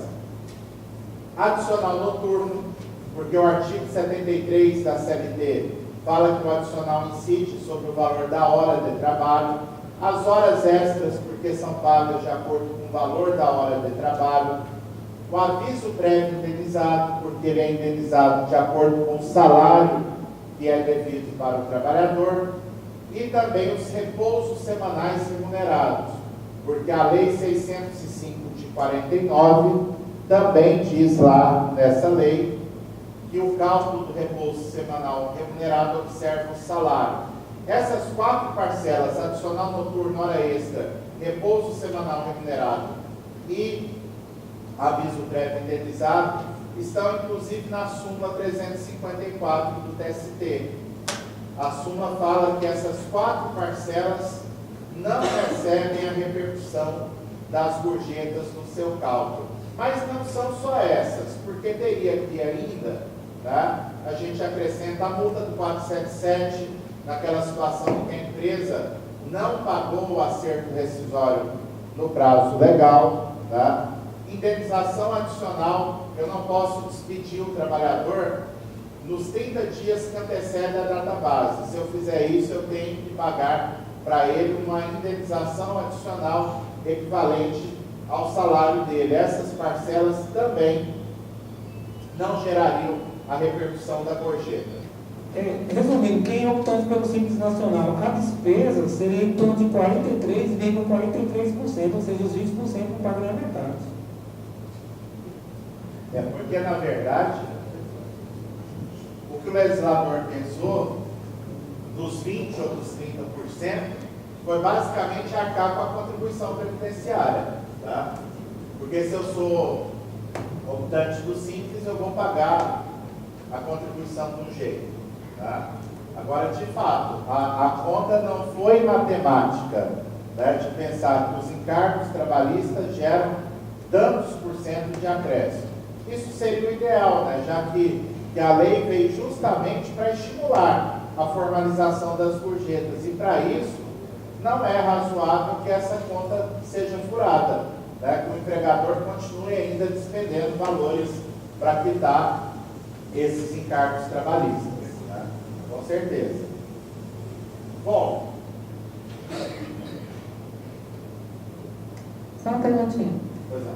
Você tem um exemplo para a gente assim, de um cálculo assim, que já foi feito dessa gorjeta espontânea, porque acho que todo mundo está muito perdido na questão de como que vai botar essa gorjeta espontânea no contra-cheque do funcionário. O ideal para essa gorjeta espontânea seria seguir a própria jurisprudência. O que a jurisprudência fala? Eu posso fazer um acordo coletivo ou na própria convenção coletiva, estipulando qual é o valor que eu vou considerar de estimativa de gorjeta.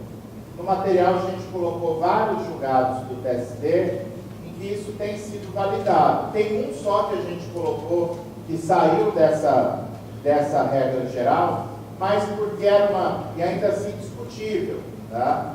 O valor que colocou na norma coletiva foi um valor muito diferente do que o empregado realmente recebia. Tá? Agora eu verifico ali.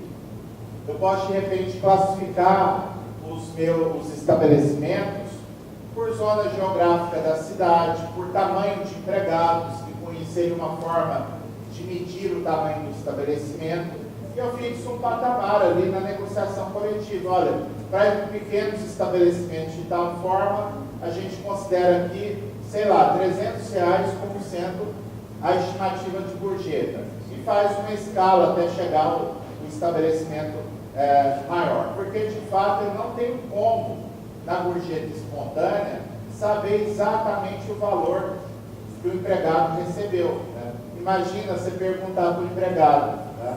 Olha, todo mês agora vocês vão ter que dizer quanto foi pago a título de gorjeta espontânea. Né? E não só essa preocupação que você traz, a gente traz um outro fator aqui de preocupação. Eu conheço, na prática, estabelecimento aqui em Goiânia mesmo, que para o estabelecimento não fechar, ele saiu fazendo acordos nos processos trabalhistas com muita dificuldade, foi lá, pagou tudo. A empresa fez uma revisão do preço do cardápio, justamente para tentar regularizar a questão das gorjetas. Falou, ó, eu vou pagar agora salário fixo. Tem empresa aqui em Goiânia que deu reajuste do salário fixo dos empregados, praticamente incorporando as gorjetas, e aí coloca lá no cardápio que não há pagamento de gorjeta, não há cobrança de gorjeta, justamente porque as gorjetas já foram embutidas no preço, embutidas no salário, mas aí o cliente continua pagando a gorjeta, e aí o empresário ele se vê, poxa vida, eu reformulei todo o meu processo, toda a minha folha de pagamento, tá? Eu já estou soltando palavrão aqui, mas o nosso querido cliente continua pagando a gorjeta para o empregado. Tá? Então, no caso desse, uma saída plausível é que a convenção coletiva estipule essa estimativa para ser anotada na CTPS e para servir de base de cálculo. Acho que essa pergunta que eu tinha entendido que o colega me fez, né? Se ele não cobra gorjeta, mas o cliente dá para o funcionário dele, mesmo assim ele terá que inserir na carteira do funcionário uma média da gorjeta espontânea que o funcionário ganha e pagar todos os encargos sobre isso. É porque o conceito legal de gorjeta não distingue a gorjeta paga espontaneamente daquela que é cobrada na nota de serviço. Então, no máximo, a gente pensaria como razoável, se for um estabelecimento que de fato não tem gorjeta mesmo, tá? Imagina, um determinado dia chegou um cliente lá, deu R$200 para um empregado meu, mas eles não recebem gorjeta no dia a dia. Então, nesse caso, eu poderia pensar que como essa gorjeta espontânea é um pagamento absolutamente esporádico, ele não vai gerar repercussões. Ainda assim, qual o risco? Agora, se a gorjeta for habitual mesmo que espontânea, ela tem que integrar a remuneração para todos os efeitos legais. Tá? Pois não. Sobre a gorjeta espontânea paga direto do empregado, concorda comigo, se eu colocar isso no acordo coletivo e o meu cliente estiver pagando direto do meu empregado, eu estaria pagando em duplicidade? Não, você não estará pagando em duplicidade. Na prática, o que está acontecendo? Vamos imaginar, qual que é a vantagem de você ter o acordo coletivo com essa estimativa de gorjeta? Vamos imaginar que o seu estabelecimento esteja enquadrado numa regra da convenção e você tenha que anotar que a estimativa de gorjeta do seu garçom é de R$500. Então você vai anotar esses R$500, isso é a base de cálculo do FGTS dele, do 13º, das férias, da contribuição previdenciária. mas ele tem tirado uma média de R$800. Não tem problema. Você vai recolher em cima daquilo que foi a estimativa estipulada em negociação coletiva. Não é que você, no contra-cheque, vai ter que pagar mais R$500 para ele. Você vai considerar, para os fins legais, aquela estimativa. Seria nesse sentido. Justamente porque, se não passa pelo seu caixa, você não tem controle sobre esses valores. A estimativa é para tentar uma certa segurança jurídica. É saber que, independentemente do que esteja acontecendo naquele estabelecimento, ele vai receber, ele vai ter integração naquele valor. Doutor, o sistema de plano de pagamento de todos tem como avaliar o que é espontâneo para fazer base de cálculo de FTS e INSS? E fazer esse cálculo desse imposto aleatório? Diferente do resumo da folha? Você fala que não tem condição de aferir quanto é. Exato, por isso da estimativa. Porque aí você fala assim, como eu não sei o valor, eu não vou pagar nada em cima desse valor. Ora, se é um estabelecimento que todo mundo sabe que os empregados estão recebendo espontaneamente, ainda que seja aquela situação, né, o garçom lança um papelzinho até a parte da conta, né, a empresa não tem registro nenhum, não passou pelo caixa, a empresa não sabe se o cliente pagou, se não pagou, se pagou, quanto foi. O que interessa aqui é que a empresa sabe que o cliente está pagando gorjeta. Então, para atender a lei, eu tenho que anotar algum tipo de estimativa de gorjeta, e aí é o conceito da lei. A gorjeta, para fins de remuneração desses encargos, ela independe que seja uma gorjeta lançada na nota ou paga espontaneamente. Agora, se é espontâneo de forma habitual, a empresa vai ter que verificar alguma forma de aferição desse valor. Se eu não tenho nenhuma condição de aferição, então eu vou pedir que o sindicato estipule esse tipo de cláusula de estimativa, porque eu tenho um parâmetro para que eu possa observar. Deixa eu ver lá atrás. Por favor, meu nome é Sérgio. Eu gostaria de saber se, caso a nossa empresa proibisse o pagamento de gorjeta, não é nem que simplesmente proibir, botar no caixa, é proibido pagar a gorjeta de qualquer sorte. Botar no cardápio também, orientar o gerente para que fiscalize e não permita que isso aconteça. Aí sim a gente está livre dessa praga, ou não? Em termos, porque... não, mas aí estaria livre, sabe por quê, ô Sérgio? Aí no material eu trago, mais no comecinho, naquela parte introdutória, eu trago um trecho de uma desembargadora do Rio de Janeiro, que tem um livro de Direito do Trabalho, que é a professora Glória Bonfim, para vocês verem que realmente não é fácil, porque entendimento em livro tem de tudo, tá?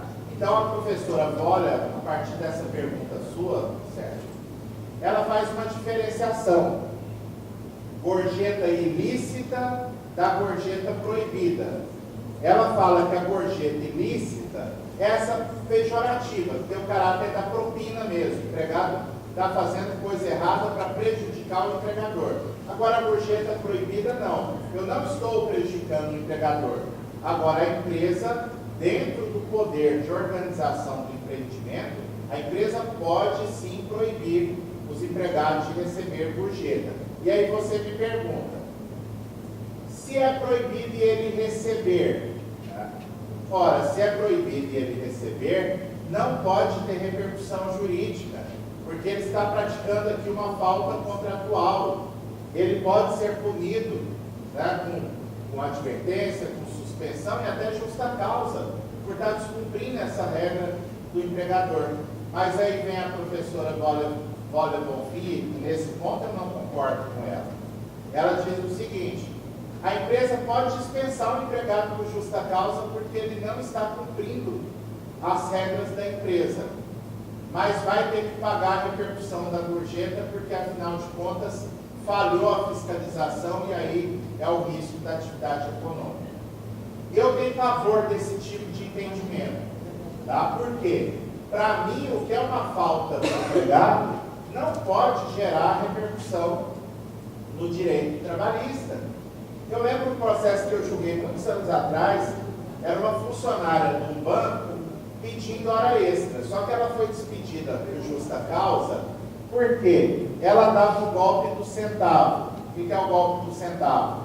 Ela, em vários dias, ela ficava lá fuçando nas contas dos clientes e fazia transferências de pequenos valores para a conta dela, para uma conta do banco, uma conta daquelas contábeis, e da conta contábil o dinheiro ia para a conta dela.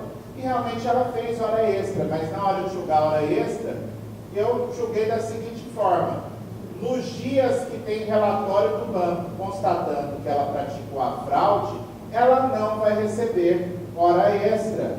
Tá? Por quê? O empregador vai pagar hora extra pela praticar ato ilícito? Então é a mesma coisa. Tá? A fiscalização falhou. Espera lá. É claro que eu tenho que fiscalizar, eu tenho que punir os empregados. Agora, eu não posso chegar à situação absurda que fique parecendo que a única forma que o empregador tem para que o empregado não faça coisa errada é que para cada empregado agora eu contrato um fiscal para ficar grudado nele. Tá?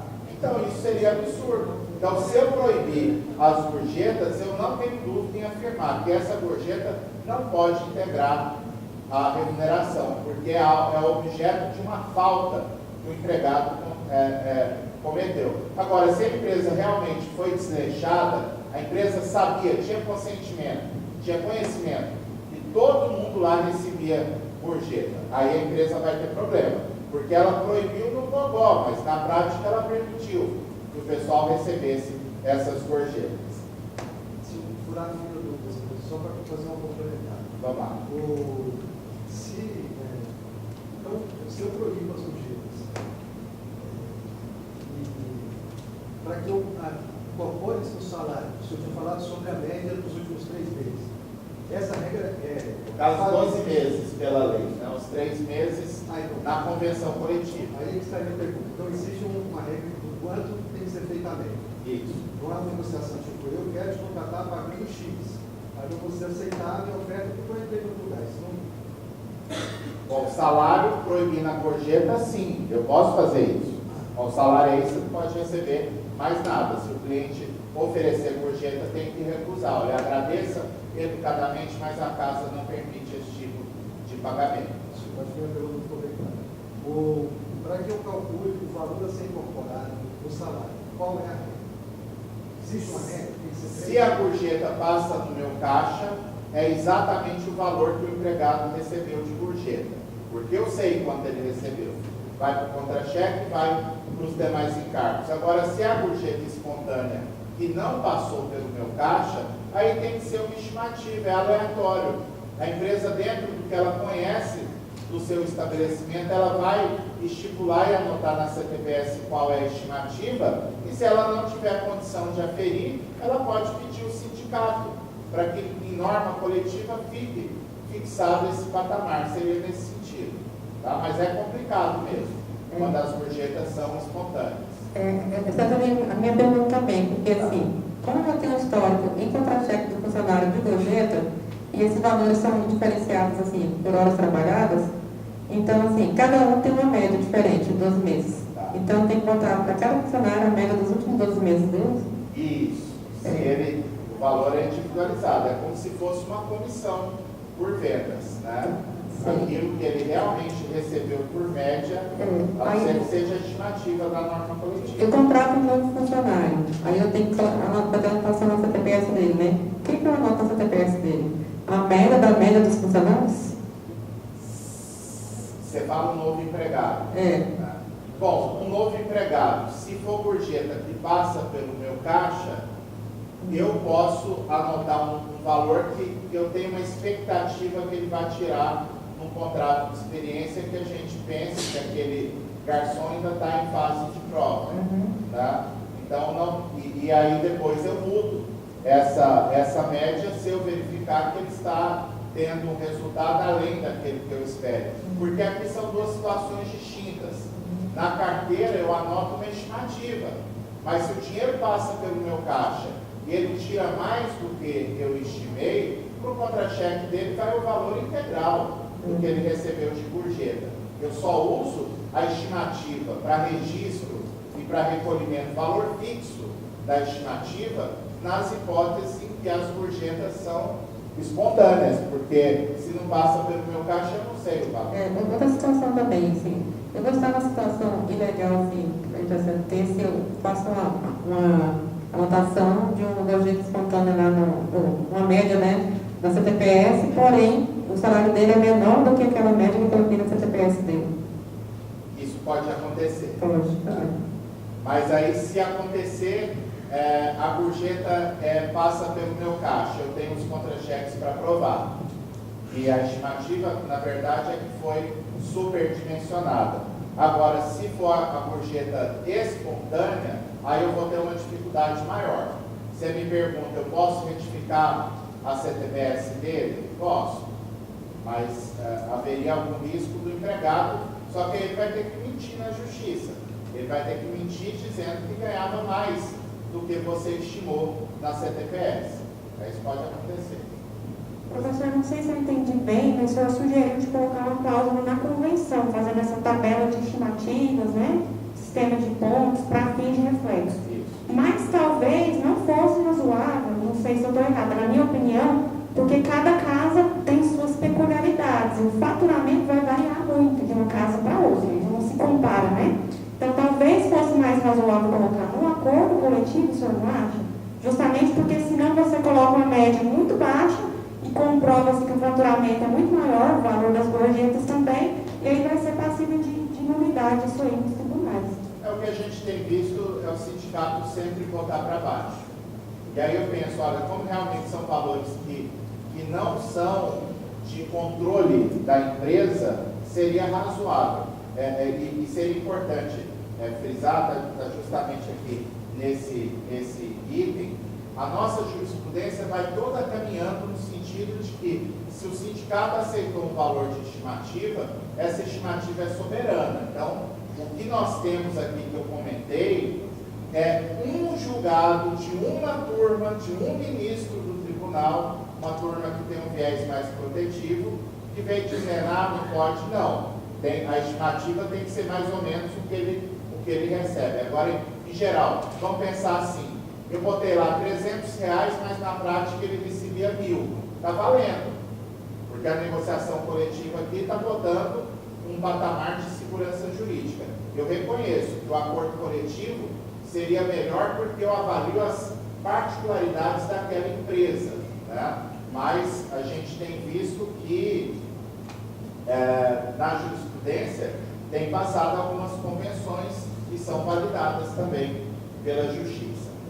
Eu vou passar aqui nessa reta final, analisar o texto rapidamente aqui da lei. A conceituação que foi feita das gorjetas praticamente repete com uma expressão ou outra, pois não? Voltando à gorjeta espontânea, as casas poderiam adotar um formulário de confissão de gorjeta diária com a anotação do funcionário, o valor que ele ganhou e a assinatura dele na frente, como prova documental, exatamente. Porque a gorjeta espontânea, professor, na prática, a casa não tem domínio dela. Sim. E a casa tem um problema seríssimo, que é o testemunho verdadeiro ou não dos colegas. Sim. E na Justiça do Trabalho, o senhor está lá, o senhor sabe que tem troca de testemunho, e o senhor não pode recusar, porque o senhor não tem prova, assim como o demandante não tem prova. Na prática, é uma troca. Eu testemunho para o fulano, ele ganha dele, e depois ele testemunha para mim. Mas eu não posso provar que isso é assim. E na gorjeta espontânea, é típico isso. Nós trabalhamos juntos durante 5 anos. Seria absurdo eu não aceitar o testemunho de alguém que trabalha 5 anos junto. Por outro lado, na prática, a pessoa sabe que aquilo é uma troca de testemunho. A justiça não pode proibir que ela ocorra. Essa questão da gorjeta gorjeta espontânea, quando estava sendo negociada, eu sugeri ao presidente da federação em que fosse feito, muitos de mim vão discordar de mim, acredito que Vossa Excelência vai lá discordar de mim, mas quando essa lei caiu na mão do Paulo Paim, foi ponto, acabou. Porque cria uma situação irreal. Coloca a gorjeta espontânea como salário e a casa não tem nenhum controle disso. Ela não tem como mensurar, ela não tem como controlar, porque ela acontece fora dos olhos, e fora ou não. Funcionário bom, professor, o senhor foi dono de restaurante, o senhor sabe, é muito difícil. E o senhor impõe a gorjeta espontânea no cartão de crédito. E se no final do dia ou da noite você não der essa gorjeta espontânea para o funcionário que recebeu, você perde ele. E a casa não pode dispor desse funcionário. Então é uma troca, é uma cumplicidade. Agora, a pergunta é o seguinte: pode haver um formulário em que a pessoa põe o nome do funcionário e todo dia confessa que ganhou X, e esse formulário, esse documento no final do mês é uma prova que a empresa tem? Pode. O problema da gorjeta espontânea é justamente provar quais são os valores. E aí, essa confissão diária, ela é um documento válido? Só que, naturalmente, é um documento que, na Justiça do Trabalho, o empregado pode desconstituir, se ele provar que aquilo que ele declarou não corresponde à realidade. Agora, naturalmente, essa confissão diária, ela depende também do empregado estar declarando a verdade. Ele não está superdimensionando os valores. Mas aí a gente acredita, né, pelas máximas da experiência, né, pelo que a gente vê do dia a dia. Né? Numa situação dessa, é muito mais fácil o trabalhador ser verdadeiro enquanto ele está lá na empresa do que depois quando vai na Justiça do Trabalho. Então, é um documento que pode ter credibilidade, sim, na Justiça do Trabalho. É difícil a empresa ter a organização lá para gerir esse tipo de documento. Bom, a gente vai pensar aqui algumas questões rapidamente aqui, partindo já para o final. O parágrafo 4º do artigo 457, a partir da nova lei. A gorjeta não constitui receita própria dos empregadores, destina-se aos trabalhadores e será distribuída segundo critério de custeio e rateio definido em acordo e convenção coletiva. O parágrafo 3º simplesmente repete a conceituação atual. Gorjeta não é só a importância espontânea dada pelo cliente, mas também o valor cobrado como serviço. Então, esse problema da gorjeta espontânea, a gente continua tendo na lei. Pelo parágrafo 5º, se não tiver acordo ou convenção coletiva, os critérios de rateio e distribuição da gorjeta, os percentuais de retenção previstos na lei, serão definidos em Assembleia Geral dos Trabalhadores na forma do artigo 612 desta consolidação. Aqui, sem dúvida, a lei criou uma manifestação sindical que não existe no direito. A gente não conhece isso. Isso aqui não é negociação coletiva. Os trabalhadores fazem uma assembleia e impõem aquilo que eles deliberaram para os empregadores. Então eles vão obrigar a empresa a fazer do jeito que eles querem. Eu não aposto nisso.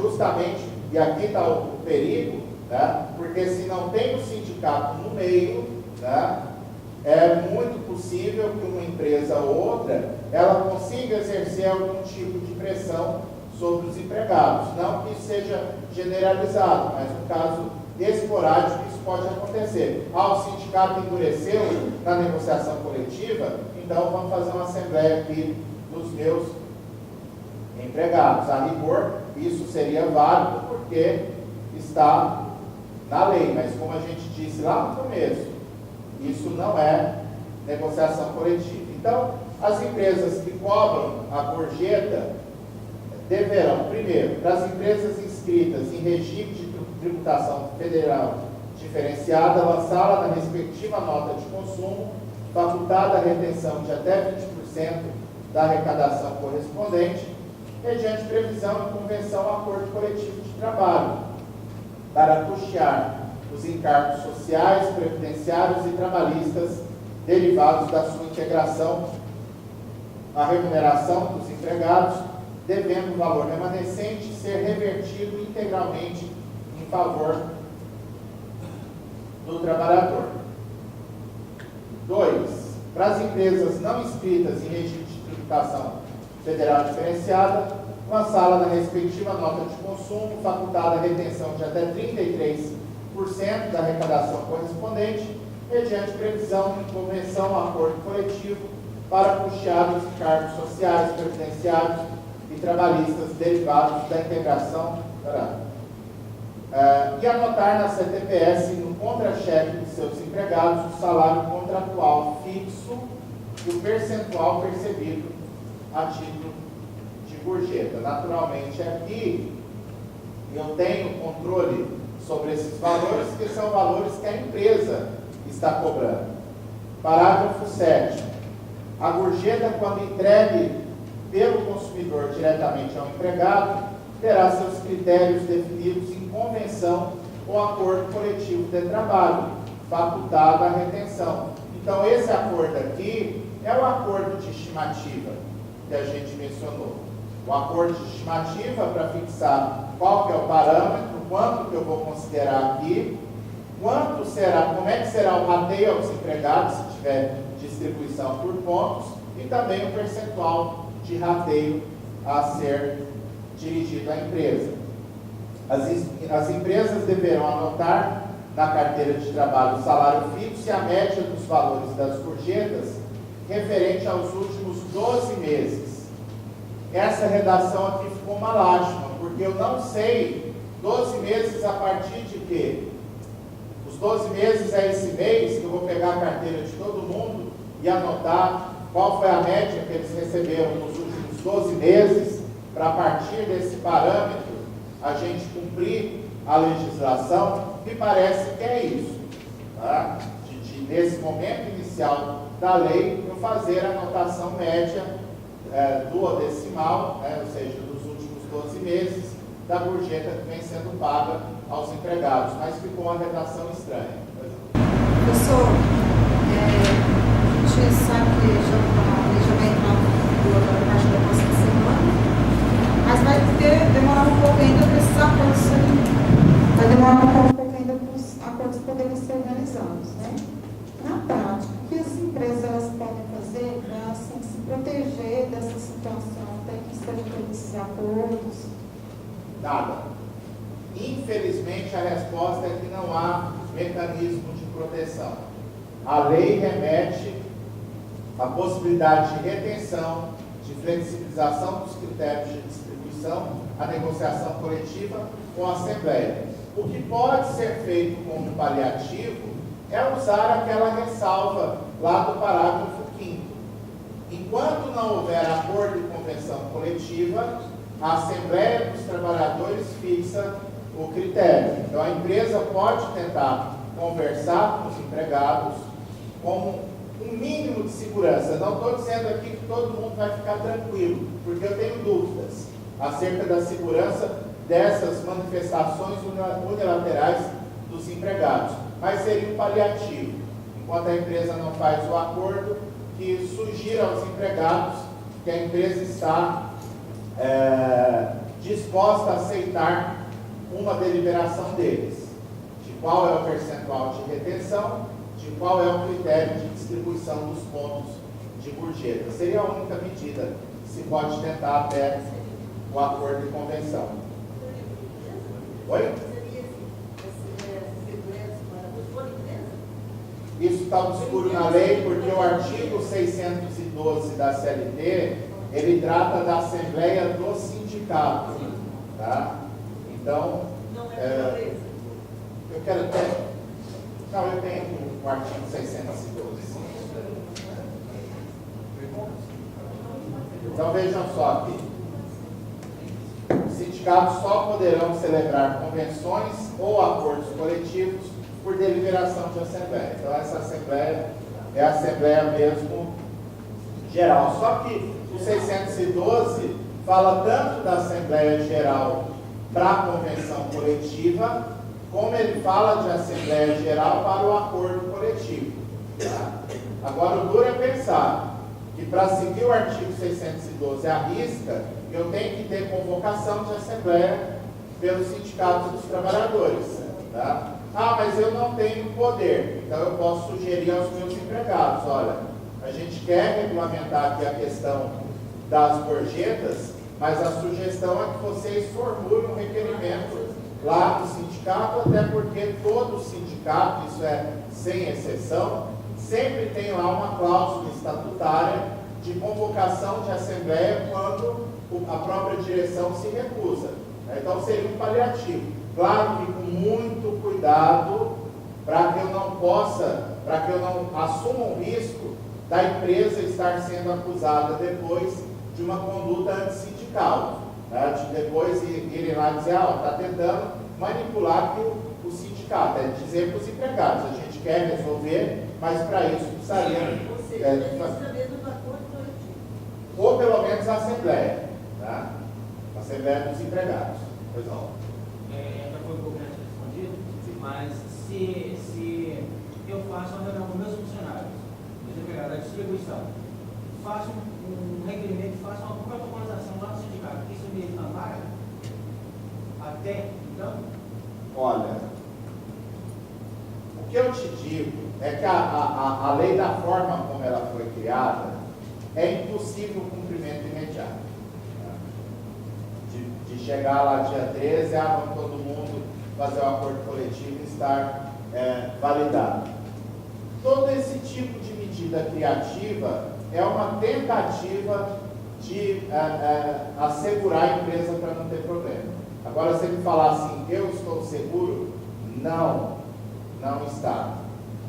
Agora, se os empregados requerem para o sindicato fazer a assembleia, e o sindicato se recusa, se omite, os empregados vão lá, se reúnem, fazem uma ata, eu tenho segurança absoluta?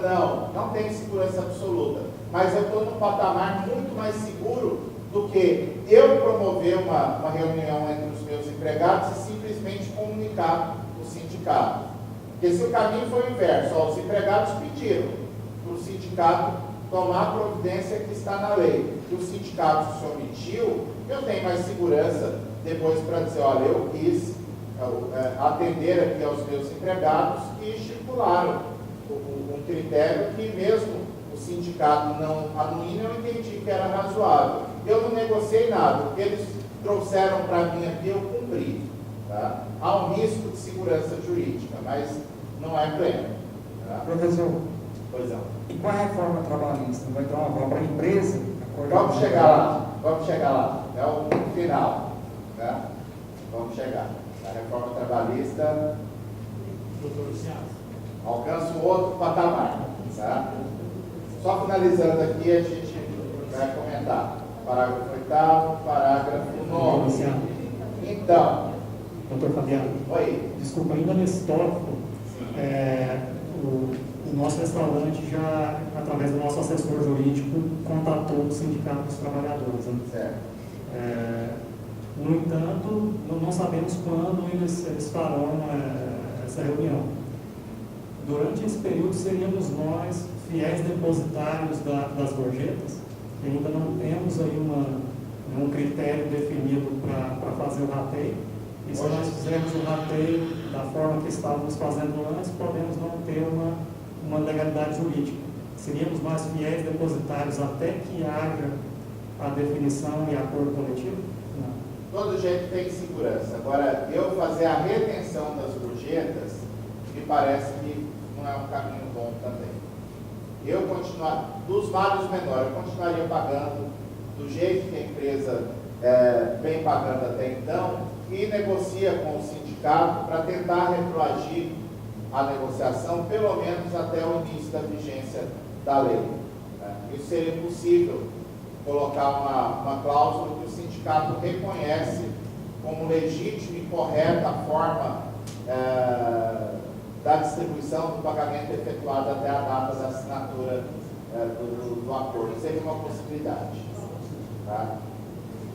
Bom, o parágrafo 9 faz menção o que a gente comentou. Professor, eu vou insistir aqui. Não entendi. Veja bem, todos nós aqui sabemos que não tem como fazer esse de acordo. Eles têm lá 5, 6 pessoas. Se fizer um acordo por dia, 4 por semana, leva 2 anos para firmar esse acordo. Eles insistem em uma assembleia, blá, blá, blá e tal. Bom, então, diante dessa impossibilidade, a gente tem que ser bastante prático. Até porque amanhã, o meu telefone vai tocar o tempo inteiro que as pessoas não vêm, mas ligam para mim, ó, o que você resolveu? Eu sei que é assim, eu conheço. Então, se a pessoa protocolar uma intenção de realizar o acordo baseado na lei, na secretaria deles, ele se assegura, por exemplo, que amanhã, ou posterior, ele tem uma ação coletiva dizendo que ele está cobrando e retendo, porque sem reter a empresa não aguenta também. A empresa não aguenta também. Não dá segurança. Não está segurando nada. Mas ele se asseguraria pelo menos da ação de parte deles, já que eu manifestei a minha intenção? Olha, a única segurança que isso daria, uma eventual ação do Ministério Público, pensando que a empresa está causando um dano moral à coletividade dos trabalhadores. Não tem como o Ministério Público tentar uma ação coletiva nesse patamar, porque eu provo, olha, o que estava ao meu alcance, eu tentei. Agora, dizer que porque eu formulei um pedido para o sindicato, eu iniciei as tratativas de negociação, a partir desse momento eu tenho alguma segurança. Não tem, porque a lei exige o acordo e a convenção coletiva. Tá? Seria nesse sentido. Bom, e o último ponto que a gente queria comentar aqui, antes de falar rapidamente da reforma trabalhista, é que para as empresas com mais de 60 empregados será constituída a comissão de empregados mediante previsão em convenção ou acordo coletivo de trabalho para acompanhamento e fiscalização da regularidade da cobrança e distribuição da gorjeta, cujos representantes serão eleitos em Assembleia Geral convocada para esse fim pelo sindicato laboral e gozarão de garantia de emprego vinculada ao desempenho das funções para que foram eleitos, e para as demais empresas será constituída a comissão intersindical para o referido fim. Então aqui são 2 espécies de comissão, uma comissão da empresa eleita pelos próprios empregados e uma comissão intersindical que pode ser, que vai ser eleita conforme a regra do acordo de convenção coletiva, mas alcançando para fazer a fiscalização daquelas empresas que não tenham mais de 60 empregados. Ficou mal redigida essa garantia de emprego, mas o que a gente entende aqui é que ela seria tratada da mesma forma que a garantia de emprego do cipeiro, por exemplo. Tá? A garantia desde o registro da candidatura até o ano, até o final do mandato. Vai ter quem defenda que a garantia de emprego seja igual do dirigente sindical e ficaria mais amarrado. Qual que é a diferença aqui entre um e outro? A diferença é que o dirigente sindical só pode ser dispensado por autorização judicial, por prova de falta grave em inquérito judicial para apuração de falta grave, e esse membro da comissão, se eu entender que a garantia dele é restrita, porque a garantia de emprego é exceção no nosso sistema normativo, ele pode ser dispensado pelos mesmos motivos do cipeiro, motivos técnicos, econômicos, financeiros ou disciplinares. Eu não preciso ir para a justiça. Eu dispenso ele por justa causa, ou porque a empresa fechou o estabelecimento, uma questão técnica, e se ele entrar na justiça do trabalho, eu, como empregador, tenho o ônus de provar que, de fato, ele, a dispensa tem amparo na legislação. Tá? Ainda há previsão de de multa quando a empresa descumpre o repasse de gorjeta, 1/30 da média por dia de gorjeta de atraso, caso não seja, então, feito corretamente o repasse. E na reforma trabalhista, Essa comissão podia ser 2 pessoas ou tem um número determinado? a norma coletiva é que vai dizer. Tá? Só não pode ser uma. Tá? Mais de 2 para frente, qualquer número. E, inclusive, me parece que seria possível, embora a lei não fale isso, porque, na verdade, a forma de constituição da comissão, ela vai ser disciplinada no acordo na convenção coletiva. Então, se de repente eu quiser fixar uma comissão paritária, um representante indicado pela empresa e representante eleito pelo empregador, será que eu posso? Particularmente, eu não vejo problema. Se essa foi a regra criada na comissão, no acordo e na convenção coletiva, não vejo nenhum problema, embora o que se pensou foi realmente uma comissão exclusivamente de empregados, tá? Para fazer essa fiscalização. Com a reforma trabalhista, o que a gente tem de mudança acerca das gorjetas? Tudo. Tá? Tudo, porque embora o artigo de gorjeta não esteja sendo mudado na reforma trabalhista, na prática, há a estipulação da prevalência do negociado sobre o legislado, envolvendo justamente as gorjetas. Gorjeta é um dos itens que está expresso lá na reforma trabalhista, no artigo 611-A da CLT, como um dos itens que eu posso negociar para valer acima da legislação. E aí vocês podem pensar, nesse projeto que foi aprovado na Câmara, eu posso colocar que a gorjeta é a parcela indenizatória que não gera repercussão nenhuma nos encargos da empresa? Posso porque há uma regra que foi aprovada na Câmara, dizendo que qualquer parcela trabalhista que não tenha propriamente, que não seja o salário em sentido estrito, qualquer plus salarial pode ter a natureza jurídica alterada por acordo e convenção coletiva. Tá? Então, é uma perspectiva que existiria, tá, com a reforma trabalhista, de que as partes podem negociar livremente. E concluo aqui falando da questão das gorjetas estarem pendentes de julgamento do Supremo Tribunal Federal. Vou falar 2, 3 minutos acerca dessa questão, porque é algo que a gente precisa acompanhar.